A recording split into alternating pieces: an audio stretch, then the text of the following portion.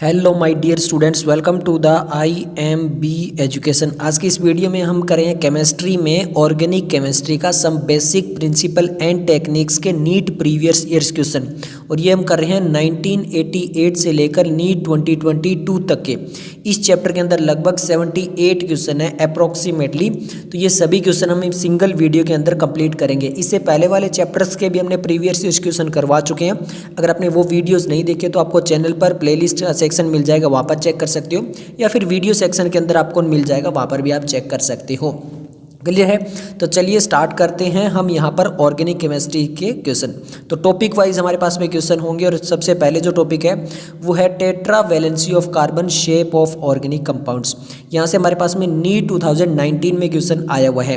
अब मैं आपको ये भी बता दूँ कि साथ के साथ मैं आपको ये भी बताता रहूँगा कि अगर ये क्वेश्चन NCERT में है तो कहाँ पर दिया हुआ है, किस पेज नंबर पर, या कोई एग्जाम्पल वगैरह इस टाइप से अगर क्वेश्चन होगा तो वो भी मैं आपको साथ के साथ बताता रहूँगा, ताकि आपको ये पता चलता रहे कि NCERT कितनी इंपॉर्टेंट होती है नीट के लिए। Okay, tetra valency of carbon shape of organic compound. और यहाँ पे फर्स्ट क्वेश्चन है, the number of sigma and pi bond in pent 2 in 4 ine is. तो यहाँ पर देखिए, सबसे पहले पेंट का मतलब हमें जो है वो टोटल कितने कार्बन होने चाहिए, हमारे पास में 5 कार्बन होने चाहिए। 1 2 3 4 5 कार्बन हो गए। अब यहाँ पर 1 2 2 पे हमारे पास में इन है, और 1 2 3 4 4 पे हमारे पास में क्या है, आइन है। ऐसा ही है। ओके, तो अभी इसमें हमें क्या करना है, सिग्मा और पाई बॉन्ड बनाने हैं। अब आपको बता दूं कि NCERT का पेज नंबर 335, या फिर आप बोल सकते हो एग्जाम्पल 12.1। कौन सा एग्जाम्पल? जो सबसे पहला एग्जाम्पल है उसमें यही सिग्मा और पाई बॉन्ड वाला NCERT के अंदर दिया हुआ है। पेज नंबर है 335। क्लियर है? तो वहाँ पर भी हमें काउंट करना होता है। इसकी शॉर्ट ट्रिक क्या होती है कि जैसे डबल बॉन्ड होते हैं उसमें एक पाई होता है और एक सिग्मा होता है, और अगर ट्रिपल बॉन्ड है तो उसमें 2 पाई और एक सिग्मा होता है। क्लियर है? तो यहाँ पर हमारे पास में टोटल पाई बॉन्ड काउंट कर लिए। तो देखो, डबल बॉन्ड वाला है उसमें एक पाई हो गया, और ये ट्रिपल बॉन्ड वाले में 2 और ही हो गए, तो टोटल 3 पाई बॉन्ड हो गए। अब हमारे पास में टोटल कितने हो गए, 3 पाई बॉन्ड हो गए। तो हमारा आंसर तो यहीं से आ रहा है। बाकी आप सिग्मा बॉन्ड भी जो है वो काउंट कर सकते हो उसमें, तो आपको 10 सिग्मा बॉन्ड मिलेंगे। तो हमारा आंसर आ जाएगा ऑप्शन बी, बहुत आसानी से। ओके, नेक्स्ट हम चलते हैं क्वेश्चन नंबर 2 की तरफ। क्वेश्चन नंबर 2, हाइब्रिडाइजेशन पूछिए। Which of the following molecule represent the order of hybridisation? sp2 sp2 sp sp from left to right, यानी लेफ्ट टू राइट इधर से जाते हुए इधर में किस में sp2 sp2 और फिर sp sp आएगी। ये भी मैं आपको बता दूं, NCERT का पेज नंबर वही है 335, और वहाँ पे ऑल्सो एग्जाम्पल 12.2 देख लेना, यानी इसी चैप्टर का जो ये 12 का मतलब हो गया, ये चैप्टर नंबर 12 है NCERT का, और ये सेकेंड एग्जाम्पल है। तो सेकेंड एग्जाम्पल देख लेना NCERT में पेज नंबर 335 पे, वहाँ पर यही जो है वो हाइब्रिडाइजेशन के फॉर्म में बताया गया है। अब यहाँ पर हाइब्रिडाइजेशन से रिलेटेड बहुत सारे क्वेश्चन आएंगे, तो मैं आपको एक शॉर्ट ट्रिक बता देता हूँ। शॉर्ट ट्रिक क्या है कि कोई भी एटम है, कोई भी कार्बन जो एटम है उसे ये देख लेना कि उससे अदर एटम कितने अटैच है। मतलब ये एक कार्बन है, इससे मान लो कि ये ट्रिपल बॉन्ड में एक और ये एक हाइड्रोजन, तो इस कार्बन से ये वाला 1 है, तो इसलिए कितने अटैच है, 2। तो हम ये बोल देंगे इससे केवल 2 अटैच है। ये मैं मान लेता हूँ, ये कार्बन ले लेता हूँ, ये सेकंड कार्बन यहाँ पर मान लेता हूँ, ये हमारे पास में डबल बॉन्ड बना रखा है, एक हाइड्रोजन ये हो गया और एक हाइड्रोजन हो गया। इस पे कितने कार्बन, इस पे कितने एटम अटैच है, एक कार्बन हो गया, 2 हाइड्रोजन हो गए, तो टोटल 3 हो गए। तो यहाँ पर कितने हो गए, 3 हो गए। और ऐसे ही एक सिंगल कार्बन ले लेता हूँ, उसमें 4 हाइड्रोजन जोड़ देता हूँ, तो यहाँ पर कितने एटम अटैच हो गए, यहाँ पर टोटल 4 एटम अटैच हो गए। तो इस टाइप से निकाल लेना। सबसे पहले तो देख लेना कि कितने एटम अटैच है। अब यहाँ पर इस कार्बन के साथ में 2 अटैच है, तो ये हाइब्रिडाइजेशन होगी sp।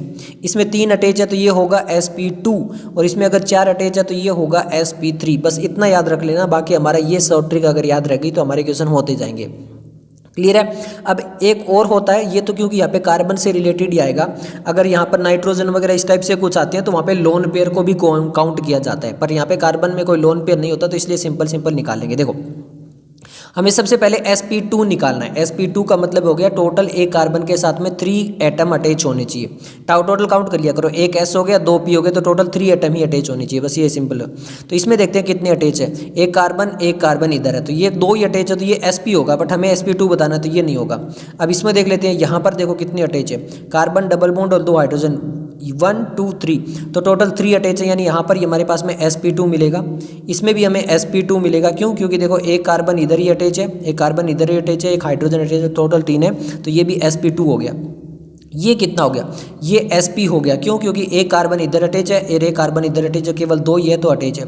इस कार्बन के साथ में एक हाइड्रोजन अटैच है, एक कार्बन अटैच है, तो ये भी sp हो गया। तो ये sp2 sp2 sp sp, ये हमारा आंसर निकल कर आ गया ऑप्शन 2, यानी ऑप्शन बी यहाँ पे हमारा आ जाएगा। क्लियर है? बस ये शॉर्ट ट्रिक याद रख लो, बहुत सारे इस टाइप से क्वेश्चन आते रहेंगे। अब नेक्स्ट देखो 2015 का क्वेश्चन है। अब यहाँ पे थोड़ा सा घुमाया गया है, the total number of pi bond electron पूछ लिया है इन द फॉलोइंग स्ट्रक्चर। और सबसे पहले पाई बॉन्ड काउंट कर लेते हैं। पाई बॉन्ड का मतलब है अगर डबल बॉन्ड है तो उसमें एक पाई बॉन्ड होगा, एक सिग्मा होगा। ट्रिपल है तो दो पाई और एक सिग्मा होगा। एक हमारे पास में यहाँ डबल बॉन्ड दिखाई दे रहा है, एक यहाँ पे डबल बॉन्ड, एक यहाँ पे डबल बॉन्ड और एक यहाँ पे डबल बॉन्ड। इसके अलावा हमारे कहीं पर भी जो है वो डबल बॉन्ड दिखाई नहीं दे रहा है। क्लियर है? तो ये टोटल जो पाई बॉन्ड हो गए ये कितने हो गए, 4 हो गए। अब झट से 4 मत लगा देना। अब पूछा क्या है, इलेक्ट्रॉन। अब एक बॉन्ड बनाने में कितने इलेक्ट्रॉन लगते हैं, 2। तो हमसे इलेक्ट्रॉन पूछा है तो मल्टीप्लाई बाय 2 कर देंगे तो टोटल नंबर ऑफ इलेक्ट्रॉन कितने आ जाएंगे, 8 आ जाएंगे। अब आप ये कहोगे ये कहाँ दिया हुआ है, तो ये मोलिकुलर बेसिस जो chemical bonding and molecular basis जो है वहाँ पर हमारे पास में ये दिया हुआ है, जो चैप्टर नंबर 4 है। चैप्टर नंबर 4 जो है केमिस्ट्री का, chemical bonding and molecular structure, उस चैप्टर के अंदर ये दिया हुआ है। तो यहाँ से हमारा आंसर आ जाएगा ऑप्शन डी। ओके, नेक्स्ट हम क्वेश्चन नंबर 4 देख लेते हैं। क्वेश्चन नंबर 4 में क्या बोला गया, देखिए the state of hybridisation of carbon 2, 3, 5, 6 of the hydrocarbon. ये हमारे सामने दिया हुआ है और वापस हाइब्रिडेशन पूछिए। कौन कौन से में पूछिए, एक तो इसमें पूछिए 2 में, एक इसमें पूछिए हमारे पास में 3 में पूछिए, एक इसमें पूछिए 5 में पूछिए और एक इसमें पूछिए 6 में पूछिए। सबसे पहले इस कार्बन में देखते हैं, सेकंड वाले में कितने अटैच है। एक ये कार्बन अटैच है इधर से और एक ये कार्बन अटैच है, दो ही अटैच है, तो ये हो गया हमारे पास में sp। अब ये sp sp sp, तो ये हट गया ऑप्शन। अब देख लेते हैं 3 में। 3 में कितने अटैच है, 1। एक ये इधर हमारे पास में कार्बन अटैच है, एक इधर कार्बन अटैच है, एक इधर कार्बन अटैच है और एक इधर हाइड्रोजन होगा अटैच। तो टोटल 4 हो गए। 4 हो गए तो हमारा हाइब्रिडेशन आएगा sp3। इधर sp2 है, इधर sp2 है, तो ये हो गया sp3। आंसर तो यहीं से आ रहा है, बाकी आगे चलते हैं। 5 में कितने अटैच है, एक इधर कार्बन अटैच है, एक इधर कार्बन अटैच है, एक इधर हाइड्रोजन है, तो 3 ही है हमारे पास में, तो ये होगा sp2। तो ये sp2 वाला ये है, ये sp3 नहीं होगा। ओके, क्लियर हो गया। और फिर 6 में देख लेते हैं, 4 अटैच है, साफ साफ दिख ही रहा है, तो ये sp3 हो गया। तो हमारा आंसर आ जाएगा ऑप्शन डी। नेक्स्ट हम जो है वो क्वेश्चन नंबर 5 में चलते हैं। क्वेश्चन नंबर 5 में बोला गया इन द हाइड्रोकार्बन, ये हाइड्रोकार्बन दे दिया है, the state of hybridisation of carbon 1, 3, 5 are in the following sequence. तो 1, 3, 5 में बताना है। सबसे पहले यही निकाल लेते हैं, फिर इसको ऑप्शन जो वो देख लेते हैं। सबसे पहले देखो 1 पे बताना है। 1 पे एक इधर हाइड्रोजन अटैच है और एक इधर कार्बन अटैच है, 2 ही है, तो इस पे आएगा sp। 3 पे चलते हैं, 1, 2, 3, इस पे टोटल 4 है, मतलब एक हाइड्रोजन इधर, एक हाइड्रोजन इधर, कार्बन कार्बन 4, तो ये आ गया sp3।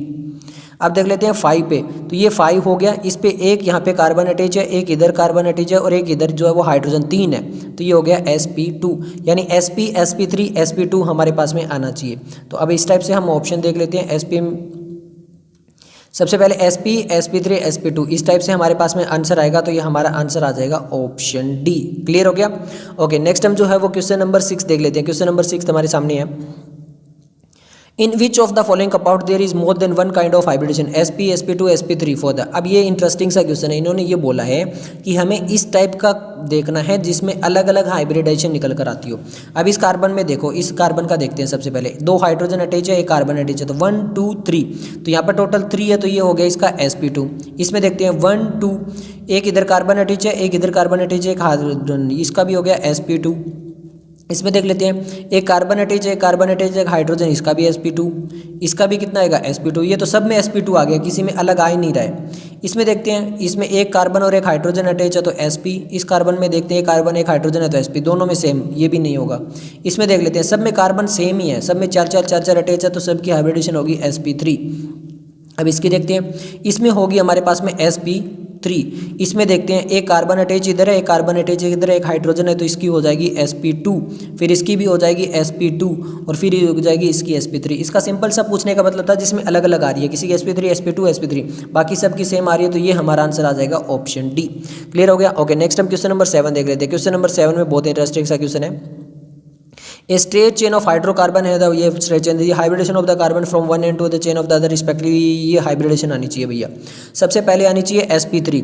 इसके अंदर क्या आ रही है, sp3 आएगी, बिल्कुल सही है। इसके अंदर क्या आएगी हमारे पास में, एक कार्बन इधर अटैच है, एक कार्बन इधर अटैच है, तो इसकी आएगी केवल sp और हमसे आना चाहिए sp2, ये नहीं हो सकता। इसकी देख लेते हैं, इसकी आएगी हमारे पास में sp3 और फिर इस कार्बन से एक कार्बन इधर अटैच है, कार्बन इधर अटैच है, 2 हाइड्रोजन अटैच है, तो यहाँ पर भी आएगी sp3, बट हमारे सेकेंड होनी चाहिए sp2, ये भी नहीं हो सकता। फिर हम चलते हैं इसके अंदर, क्लियर है। अब देखिए सबसे पहले यहाँ पर कितनी आएगी, sp3 निकल कर आएगी, इसकी कितनी आएगी, sp2 निकल कर आएगी, क्यों, क्योंकि एक कार्बन इधर अटैच है, कार्बन इधर अटैच है, तो टोटल 3 हो गए। इसकी भी sp2 निकल कर आएगी। फिर इसकी कितनी निकल कर आएगी, हमारे पास में sp3 निकल कर आएगी।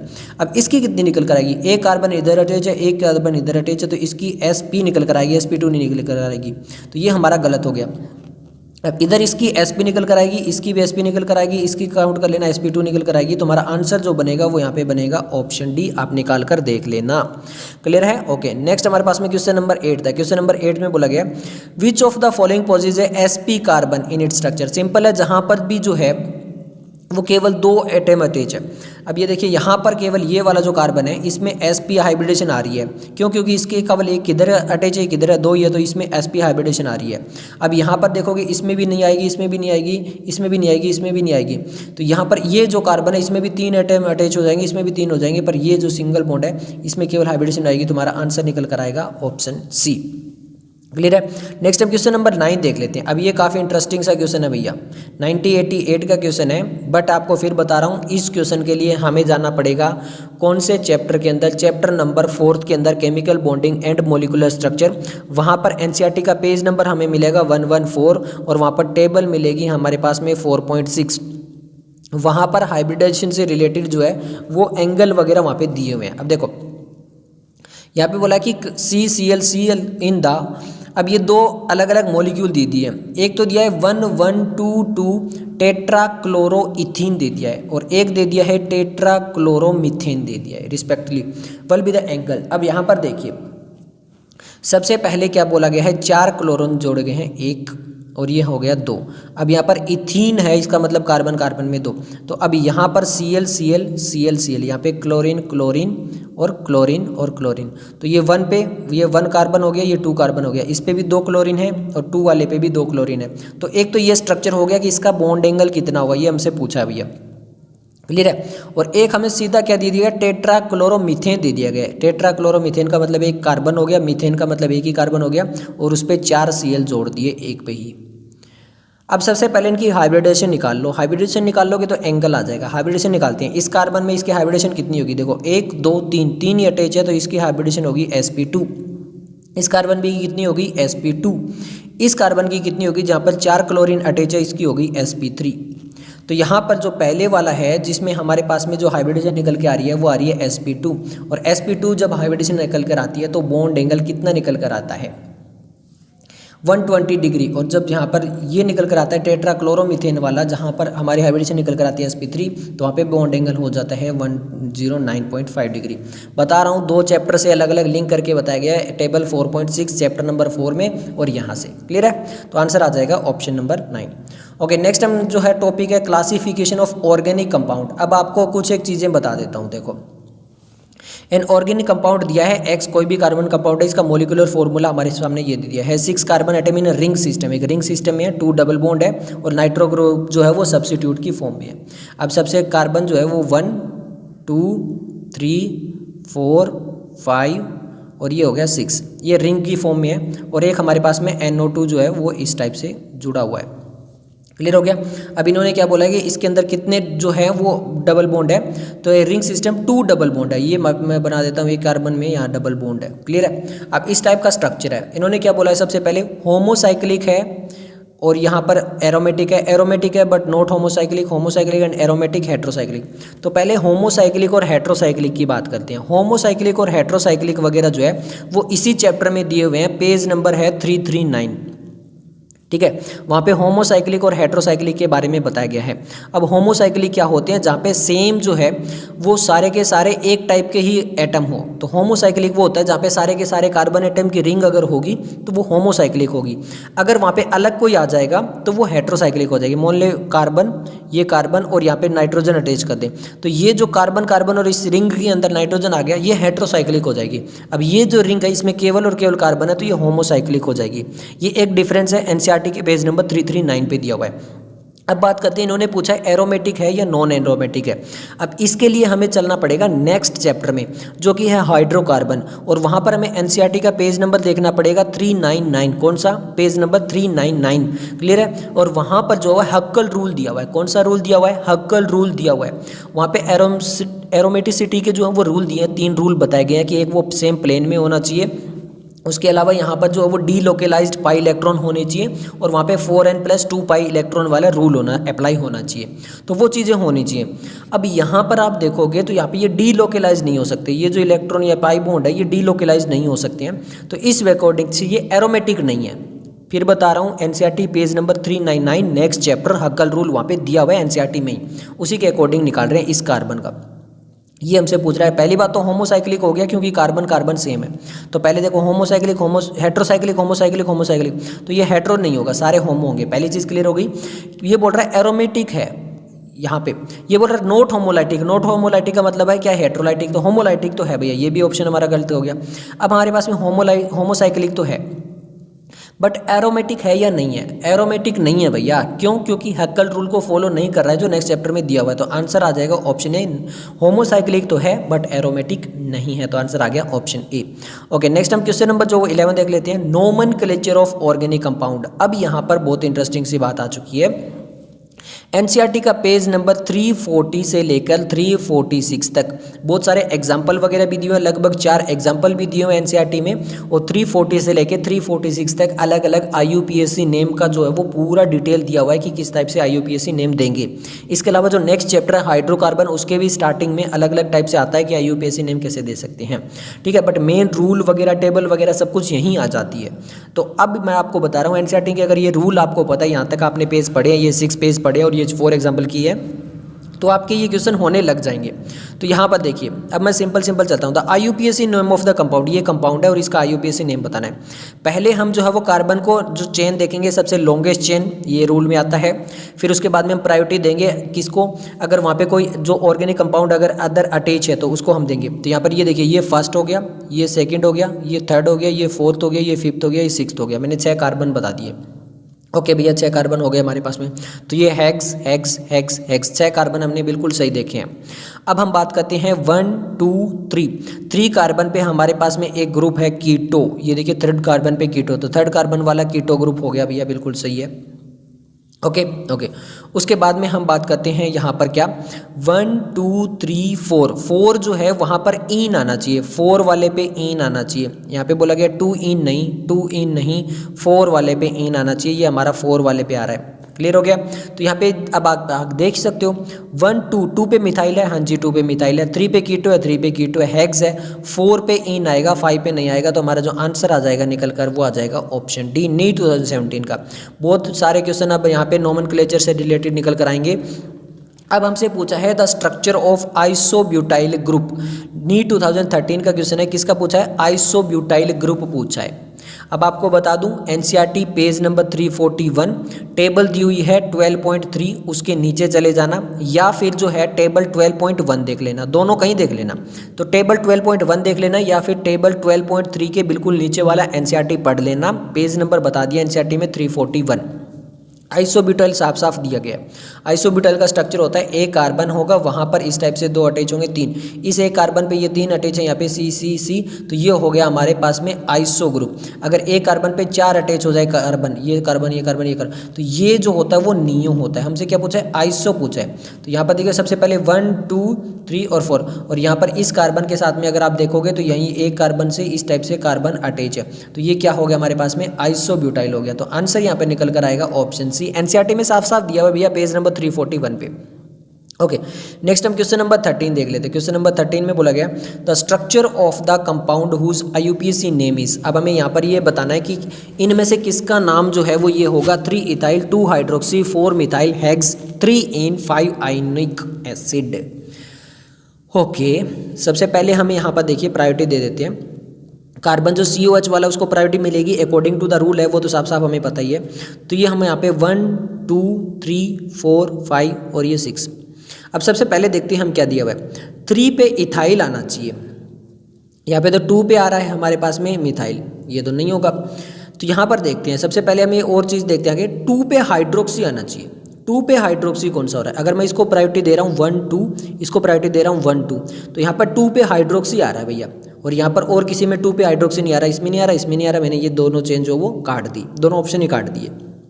ओके, अब यहाँ पर देख रहा हूँ मैं, यहाँ पर 3 पे इथाइल आना चाहिए, 1 2 3, 3 पे 1 2, यहाँ पे 3 इथाइल आ रहा है, 1 2 और यहाँ पर ये 3 है, 3 पे इथाइल आ रहा है, पर इसमें देखिए कार्बन कार्बन ट्रिपल बॉन्ड है। अब आगे चलते हैं ना, फिर हमारे पास में जो है वो 3 पे इन आना चाहिए, 1 2 3, 3 पे इन आ रहा है, 1 2 3, 3 पे इन यहाँ पे नहीं आ रहा है, यहाँ पर आ रहा है, तो 1 2 3, 3 पे इन आ गया, 5 पे 3 4 5, 5 पे आइन भी आ गया, बिल्कुल सही है, तो यहाँ पर यही हमारा जो है वो निकल कर आएगा। तो 1 2 3 4 5 और ये 6 कार्बन हो गए, तो ये हमारे पास में हेक्स हो गया। 3 पे इथाइल आ रहा है, बिल्कुल आ रहा है, 2 पे हाइड्रोक्सी आ रहा है, बिल्कुल आ रहा है, 4 पे मिथाइल आ रहा है, 1 2 3 4, 4 पे ये वाला मिथाइल आ रहा है, बिल्कुल सही है, और 3 पे इन आ रहा है, बिल्कुल आ रहा है, 5 पे आइन आ रहा है, बिल्कुल सही है, तो हमारा जो आंसर निकल कर आएगा वो आएगा ऑप्शन डी। क्लियर हो गया? ओके, नेक्स्ट हम जो वो क्वेश्चन नंबर 14 देख लेते हैं। क्वेश्चन नंबर 14 है, which nomenclature is not according to IUPAC system, कौन सा IUPAC सिस्टम के अकॉर्डिंग नहीं है, यहाँ पर देख लेते हैं। यहाँ पर देखिए कार्बन कार्बन डबल बॉन्ड और एक हेलोजन ग्रुप दिया हुआ है। अब आपको भी पता है अगर कार्बन कार्बन डबल बॉन्ड है तो हेलोजन जो है वो नीचे आता है प्रायोरिटी में, इतना प्रायोरिटी में नहीं आता है जितना कार्बन कार्बन डबल बॉन्ड आएगा अकॉर्डिंग टू हेलोजन ग्रुप अगर आ रहा है। तो यहाँ पे 1 2 3, 1 पे ब्रोमो नहीं भैया, 3 पे आएगा, 3 ब्रोमो आएगा, और ये 1 पे इन आएगा, यहाँ पे आएगा 3 ब्रोमोप्रोपीन। तो यहाँ पर ये जो चीज़ है वो गलत लिखी हुई है, तो पहला ही हमारा गलत लिखा हुआ है, तो हमारा आंसर आ गया ऑप्शन ए। बट हम आगे भी तो देखते हैं। नेक्स्ट हमारे पास में क्या बोला गया, देखिए 4 ब्रोमो 2 4 डाई मिथाइल, तो 1 2 3 4 5 और 6, क्या हम इस टाइप से नंबरिंग दे सकते हैं? तो यहाँ पर दे रहे हैं, तो हमारे पास में जो ये मिथाइल जो ग्रुप है वो आ रहा है 3 पे, बट अगर मैं यहाँ से दूँ 1 2 3 4 5 6, तो यहाँ पर जो वो 2 पे ही आ जाता है, तो एक 3 पे आ रहा है, एक 2 पे आ, तो ये वाली नंबरिंग हमारी बिल्कुल सही है। तो 1 2 3 4, 4 पे ब्रोमो आ रहा है, बिल्कुल सही है। 1 2, 2 पे हमारे पास में एक मिथाइल आ गया, 4 पे आ गया, तो 2 4 डाई मिथाइल आ गया, हेक्सेन आ गया, बिल्कुल सही है। ये भी देख लेते हैं भैया। इस पे यहाँ पर देखिए अगर मैं यहाँ से नंबरिंग देता हूँ 1 2 3, तो 3 पे ही आ रहा है, इधर देता हूँ तो 1 2 3 4 5, तो यहाँ पर देखिए 2 पे मिथाइल आ रहा है, हाँ जी 2 पे मिथाइल आ रहा है, 3 पे फिनाइल आ रहा है, हाँ जी 3 पे फिनाइल आ रहा है, तो पेंटेन है, बिल्कुल सही है, तो ये बिल्कुल सही है। क्लियर है? इसी टाइप से यहाँ पर देख सकते हो, ये 1 देंगे, 2 देंगे, 3 देंगे, 4 देंगे, 5 देंगे, 6 देंगे, तो यहाँ पर देखिए 5 पे 1 2 3 4 5, 5 पे ऑक्सो आ रहा है, बिल्कुल है, हेक्सोनोइक एसिड है, ये बिल्कुल सही है, तो हमारा जो आंसर था वो आ गया था फर्स्ट। ओके, नेक्स्ट हम चलते हैं नेक्स्ट क्वेश्चन की तरफ। क्वेश्चन नंबर हमारे सामने है 15, the correct IUPAC name for the compound, हमें IUPAC नेम देना। तो सबसे पहले यहाँ पे और कहीं तो कार्बन डबल बॉन्ड है नहीं, यहाँ पर है, तो इसको कार्बन कार्बन ये वाला जो है इसको तो हम प्रायोरिटी देंगे, तो ये 1 2 3 4 5 6, इधर जा रहे हैं तो 6 आ रहे हैं, 1 2 3 4 और इधर भी जाते हैं तो भी 6 आता है, बात तो वही आती है, सेम ही आती है। तो हमारे पास में टोटल 6 है। सबसे पहले हेक्स, हेप्ट नहीं है पर हेक्स है, हेक्स। अब 1 पे इन आना चाहिए, 1 पे इन यहाँ पे, इन यहाँ पे 5 पे, ये दोनों ऑप्शन हमारे वैसे ही कट गए।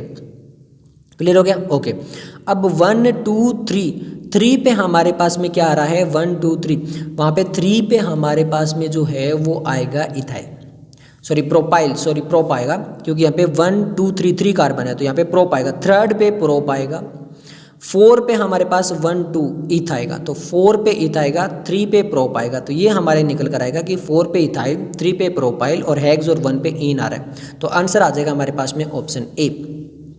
नेक्स्ट हमारे पास में क्वेश्चन नंबर 16 है। क्वेश्चन नंबर 16 में वापस इंटरेस्टिंग है, 2011-1998 the IUPAC name of the following compound. अब यहाँ पर देखिए ट्रांस और सीस आ गया, ओहो ये क्या आ गया ट्रांस और सीस, तो घबराने की बात नहीं है।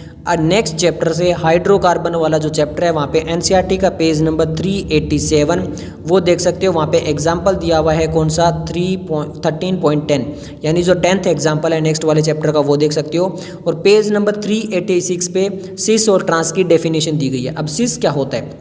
सिस बोलते हैं जब 2 आइडेंटिकल एटम या फिर ग्रुप सेम साइड पे हो। अब यहाँ पे इधर क्लोरीन है इधर आयोडीन है, ये तो सेम साइड पे नहीं है, डिफरेंट साइड पे हो गया। अगर वो डिफरेंट साइड पे है तो वो ट्रांस होता है, अगर ये आयोडीन क्लोरीन सेम साइड पे होते तो वो क्या होते, हमारे पास में सिस होते। तो पहली चीज़ तो ये सिस नहीं होंगे भैया, ट्रांस होंगे, पहली चीज़ तो यहीं से निकाल लो, निकल गई। ओके, अब यहाँ पे कार्बन का नंबर दे देते हैं 1 2 3 4 5। हो गया हमारे पास में सारे पेंट पेंट वाले हैं, ओके ठीक है। अब 1 2 2 पे क्लोरो आ रहा है, 2 पे क्लोरो आ रहा है भैया, बिल्कुल सही है। और 3 पे आयोडा आ रहा है, बिल्कुल 3 पे आयोडा आ रहा है, ओके। अब यहाँ पर देखो, यहाँ पे भी 3 पे आयोडो लिखा है, 4 पे क्लोरो लिखा है। अब यहाँ पर 3 पे आयोडो लिखा है बट 4 पे क्लोरो ले गई है। बट हमें जो कार्बन कार्बन डबल बॉन्ड है उसको प्रायोरिटी देंगे, तो 1 2 3 पे अगर आ रहा है और ये 1 2 पे आ रहा है तो ये प्रायोरिटी हमारी ज़्यादा मिलेगी। तो 2 पे क्लोरो हो गया, 3 पे आयोडो होगा, 2 पे पेंट इन हो गया, तो हमारा जो आंसर निकल कर आएगा वो आएगा ऑप्शन ए। फिर बता रहा हूँ, सेस ट्रांस वाले में कंफ्यूज मत होना, नेक्स्ट वाला चैप्टर हाइड्रोकार्बन में दिया हुआ है अच्छी तरह से, पेज नंबर आपको बता दिया 386 पे डेफिनेशन, 387 पे एग्जाम्पल 13.10, ओके। नेक्स्ट हम क्वेश्चन नंबर जो वो 17 देख लेते हैं। The IUPAC name of the compound, ये हमारे सामने कंपाउंड रख दिया भैया और इसका IUPAC देना है। अब देखो इधर 1 और 2 करते हैं तो डबल बॉन्ड पे जो है 2 नंबर वाले कार्बन पे डबल बॉन्ड आता है, बट यहाँ पर 1 2 3 4 5 तो पहले पे ही ट्रिपल बॉन्ड आ जाता है। अगर देखो ऐसा होता है दोनों ही 2 2 पे आ रहा तो हम डबल बॉन्ड को प्रायोरिटी देते, क्लियर है, दोनों सेम नंबर पे आ रहे होते हैं। बट अब ये जो ट्रिपल बॉन्ड है वो पहले ही आ रहा है ना, नंबरिंग उसमें हिसाब से देंगे, तो हम 1 पे जो है वो आइन रखेंगे और 1 2 3 पे जो है वो इन रखेंगे। 1 पे आइन रखेंगे, 3 पे इन रखेंगे, ये ठीक है। अब 2 या 4 पे नहीं होगा, ये तो हमारा हो ही नहीं रहा। अब यहाँ पर एक कन्फ्यूजिंग ये है कि 1 आइन यहाँ पर भी लिखा है और इन यहाँ पर भी लिखा है, तो कौन सा सही होगा भैया? यहाँ पर हम अल्फ़ाबेटिकली लिखेंगे, तो ई पहले आता है, वाई बाद में आता है, तो पेंट 3 इन और 1 आइन आएगा। क्लियर हो गया? तो यहाँ पर हमारा जो आंसर निकल आएगा वो आएगा ऑप्शन बी। जो आपके पहले वाले क्वेश्चन में कंफ्यूजन थी वो अब नहीं रहेगी। देखो दी IUPAC name of the compound formula ये दे दिया है 1 2 3 4। अब देखो यहाँ पर भी 1 और यहाँ पर भी 1 पे कार्बन पे है, एक में ट्रिपल बॉन्ड आ रहा है, एक में डबल बॉन्ड आ रहा है, तो यहाँ पर हम प्रायोरिटी देंगे किसको? डबल बॉन्ड वाले को। तो यहाँ पे 1 पे इन आना चाहिए भैया, 1 पे इन है क्या? यहाँ पे 3 पे इन है, यहाँ पे 1 पे आइन और 3 पे इन है, नहीं है, यहाँ पे 1 पे इन है और यहाँ पे 3 पे है, तो यही आएगा हमारे सामने 1 2 3, 3 पे आइन आएगा और 1 पे इन आएगा, तो हमारे सामने जो निकल कर आएगा आंसर वो आएगा ऑप्शन सी। नेक्स्ट हम क्वेश्चन नंबर 19 देख लेते हैं। क्वेश्चन नंबर 19 में वापस हमसे बोल गया था IUPAC नेम ऑफ द, पहला कार्बन तो यही हो गया, फिर ये सेकंड हो गया, ये थर्ड हो गया, ये फोर्थ हो गया, फिफ्थ हो गया, 5 होने चाहिए भैया। पेंट है, ब्यूटेन नहीं आएगा, पेंट है, ओके पेंट है, एक तो हमारा ऑप्शन यहीं से कट गया, सही है, ओके। अब 2 और 3 पे हमारे पास में मिथ आ रहा है, 2 और 3 पे मिथ आ रहा है भैया, 3 और 4 पे नहीं आ रहा हमारा, तो 2 और 3 पे मिथ आ रहा है, यहाँ पर भी आ रहा है, यहाँ पर भी आ रहा है, तो ये 2 ऑप्शन हो गए, एक कट गया, अब 2 ऑप्शन बच गए। अब 1 पे हमारे पास में क्या आ रहा है? क्लोराइड आ रहा है। अब इन्होंने कह दिया 1 पे क्लोराइड, तो 1 पे क्या क्लोरो लिखेंगे और 1 ऑक्सो लिखेंगे? इस टाइप से नहीं लिखेंगे भैया, ये क्लोरीन अलग और ये कार्बन जो है, ये वाला कार्बन, ये कार्बन ये Cl है, क्लोरीन है, तो यहाँ पर जो इसका एक्चुअल नेम होगा वो होगा 2 3 डाइमिथाइल हो गया, और ये पेंटेनोइल है और फिर ये क्लोराइड अलग से लिखेंगे, तो हमारा आंसर जो निकल कर आएगा वो आएगा ऑप्शन सी। क्लियर हो गया? ओके। नेक्स्ट हम क्वेश्चन नंबर 20 है। क्वेश्चन नंबर 20 में हम देख लेते हैं, name are some given which one is not in IUPAC system. यहाँ पर IUPAC सिस्टम के अकॉर्डिंग कौन सा नहीं लिखा गया है? आपके सामने ही है, देखिए ध्यान से अगर आपको पकड़ पाती हो तो।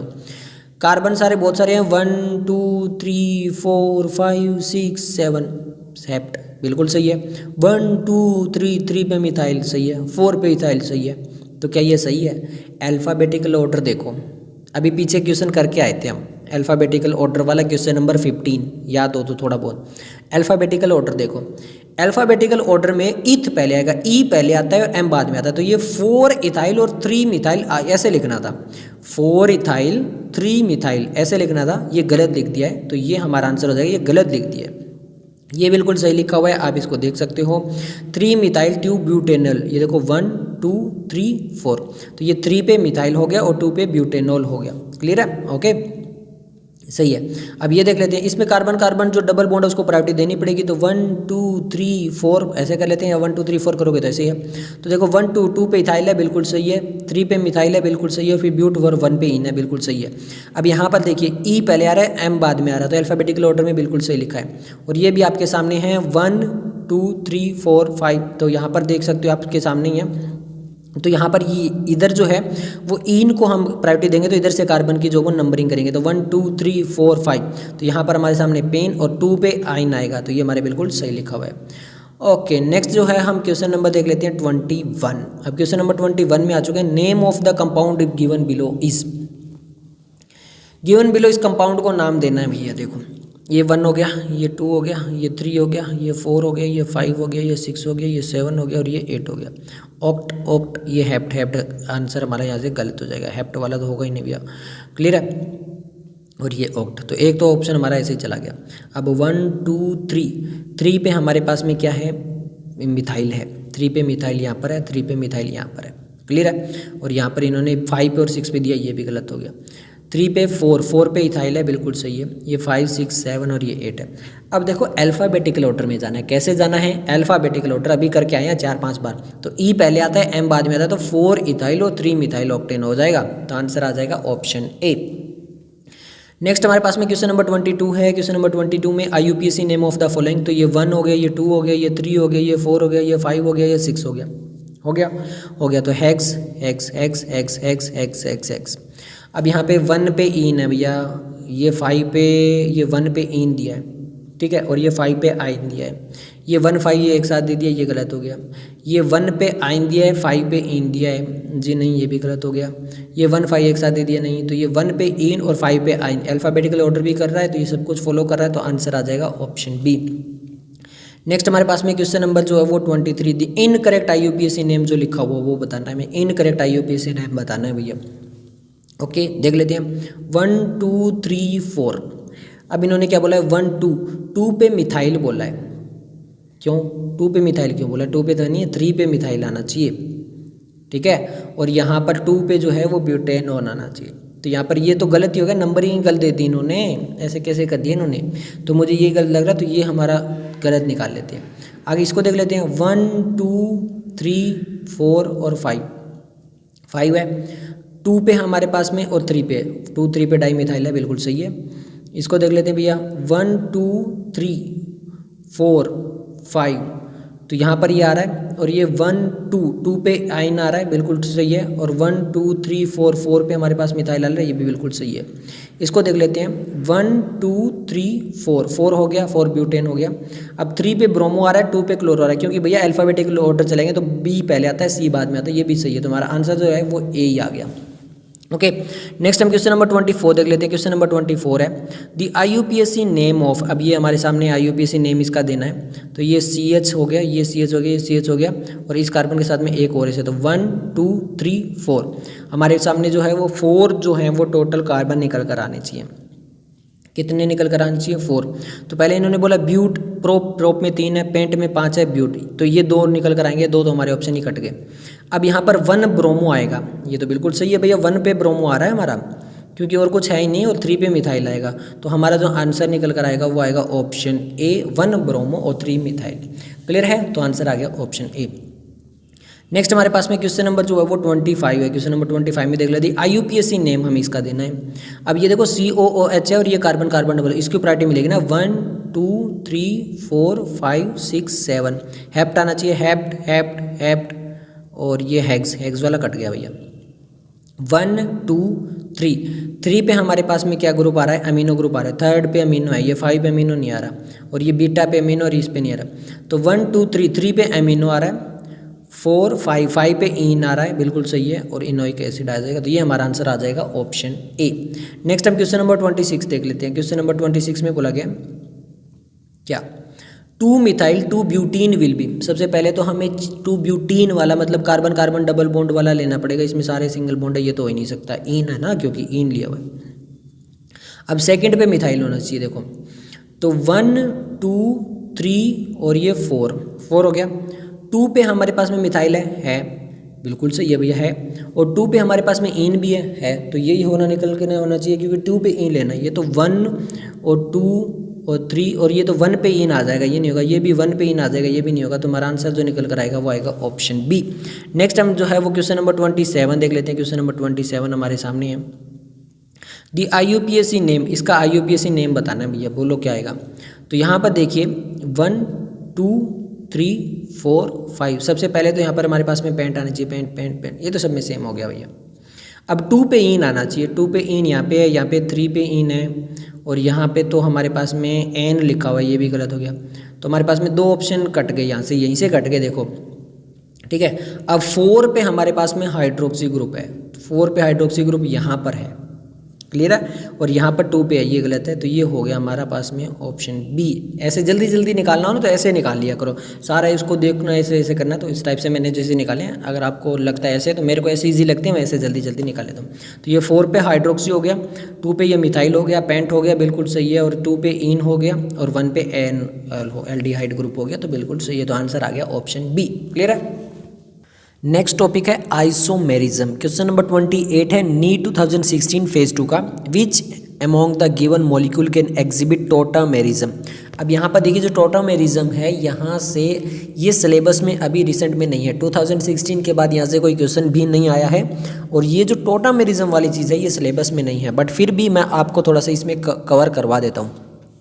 टोटामेरिज्म का मतलब क्या होता है, इंटर कन्वर्टेबल, यानी यहाँ पर जो बॉन्ड होगा डबल बॉन्ड वो चेंज कर जाएगा। क्लियर है। और यहाँ पर मेन जो चीज़ होगी वो हम देखेंगे अल्फा हाइड्रोजन को। किसको देखूंगा, अल्फा हाइड्रोजन को, जहाँ पे अल्फा हाइड्रोजन होने भी चाहिए और वो एक्टिव में होनी चाहिए। क्लियर है। तो अब यहाँ पर सबसे पहले देखते हैं, ये हमारे पास में क्या है, ऑक्सीजन एटम यहाँ पे है। अब यहाँ पर एक कार्बन एटम होगा और यहाँ पर कार्बन एटम होगा। अब यहाँ पर एक हाइड्रोजन होगा और यहाँ पर भी एक हाइड्रोजन होगा, क्योंकि बाकी ये कार्बन 3 बॉन्ड बना चुका है, 3 बॉन्ड बना चुका है। अब ये जो हाइड्रोजन है ये अल्फा हाइड्रोजन है, जो इस कार्बन से नेक्स्ट कार्बन पे आते हैं वो अल्फा आते हैं, फिर यहाँ पे बीटा आते हैं, इस टाइप से। तो ये अल्फा हाइड्रोजन है, बट ये अल्फा हाइड्रोजन जो है वो इंटर कन्वर्टेबल नहीं हो पाएंगे।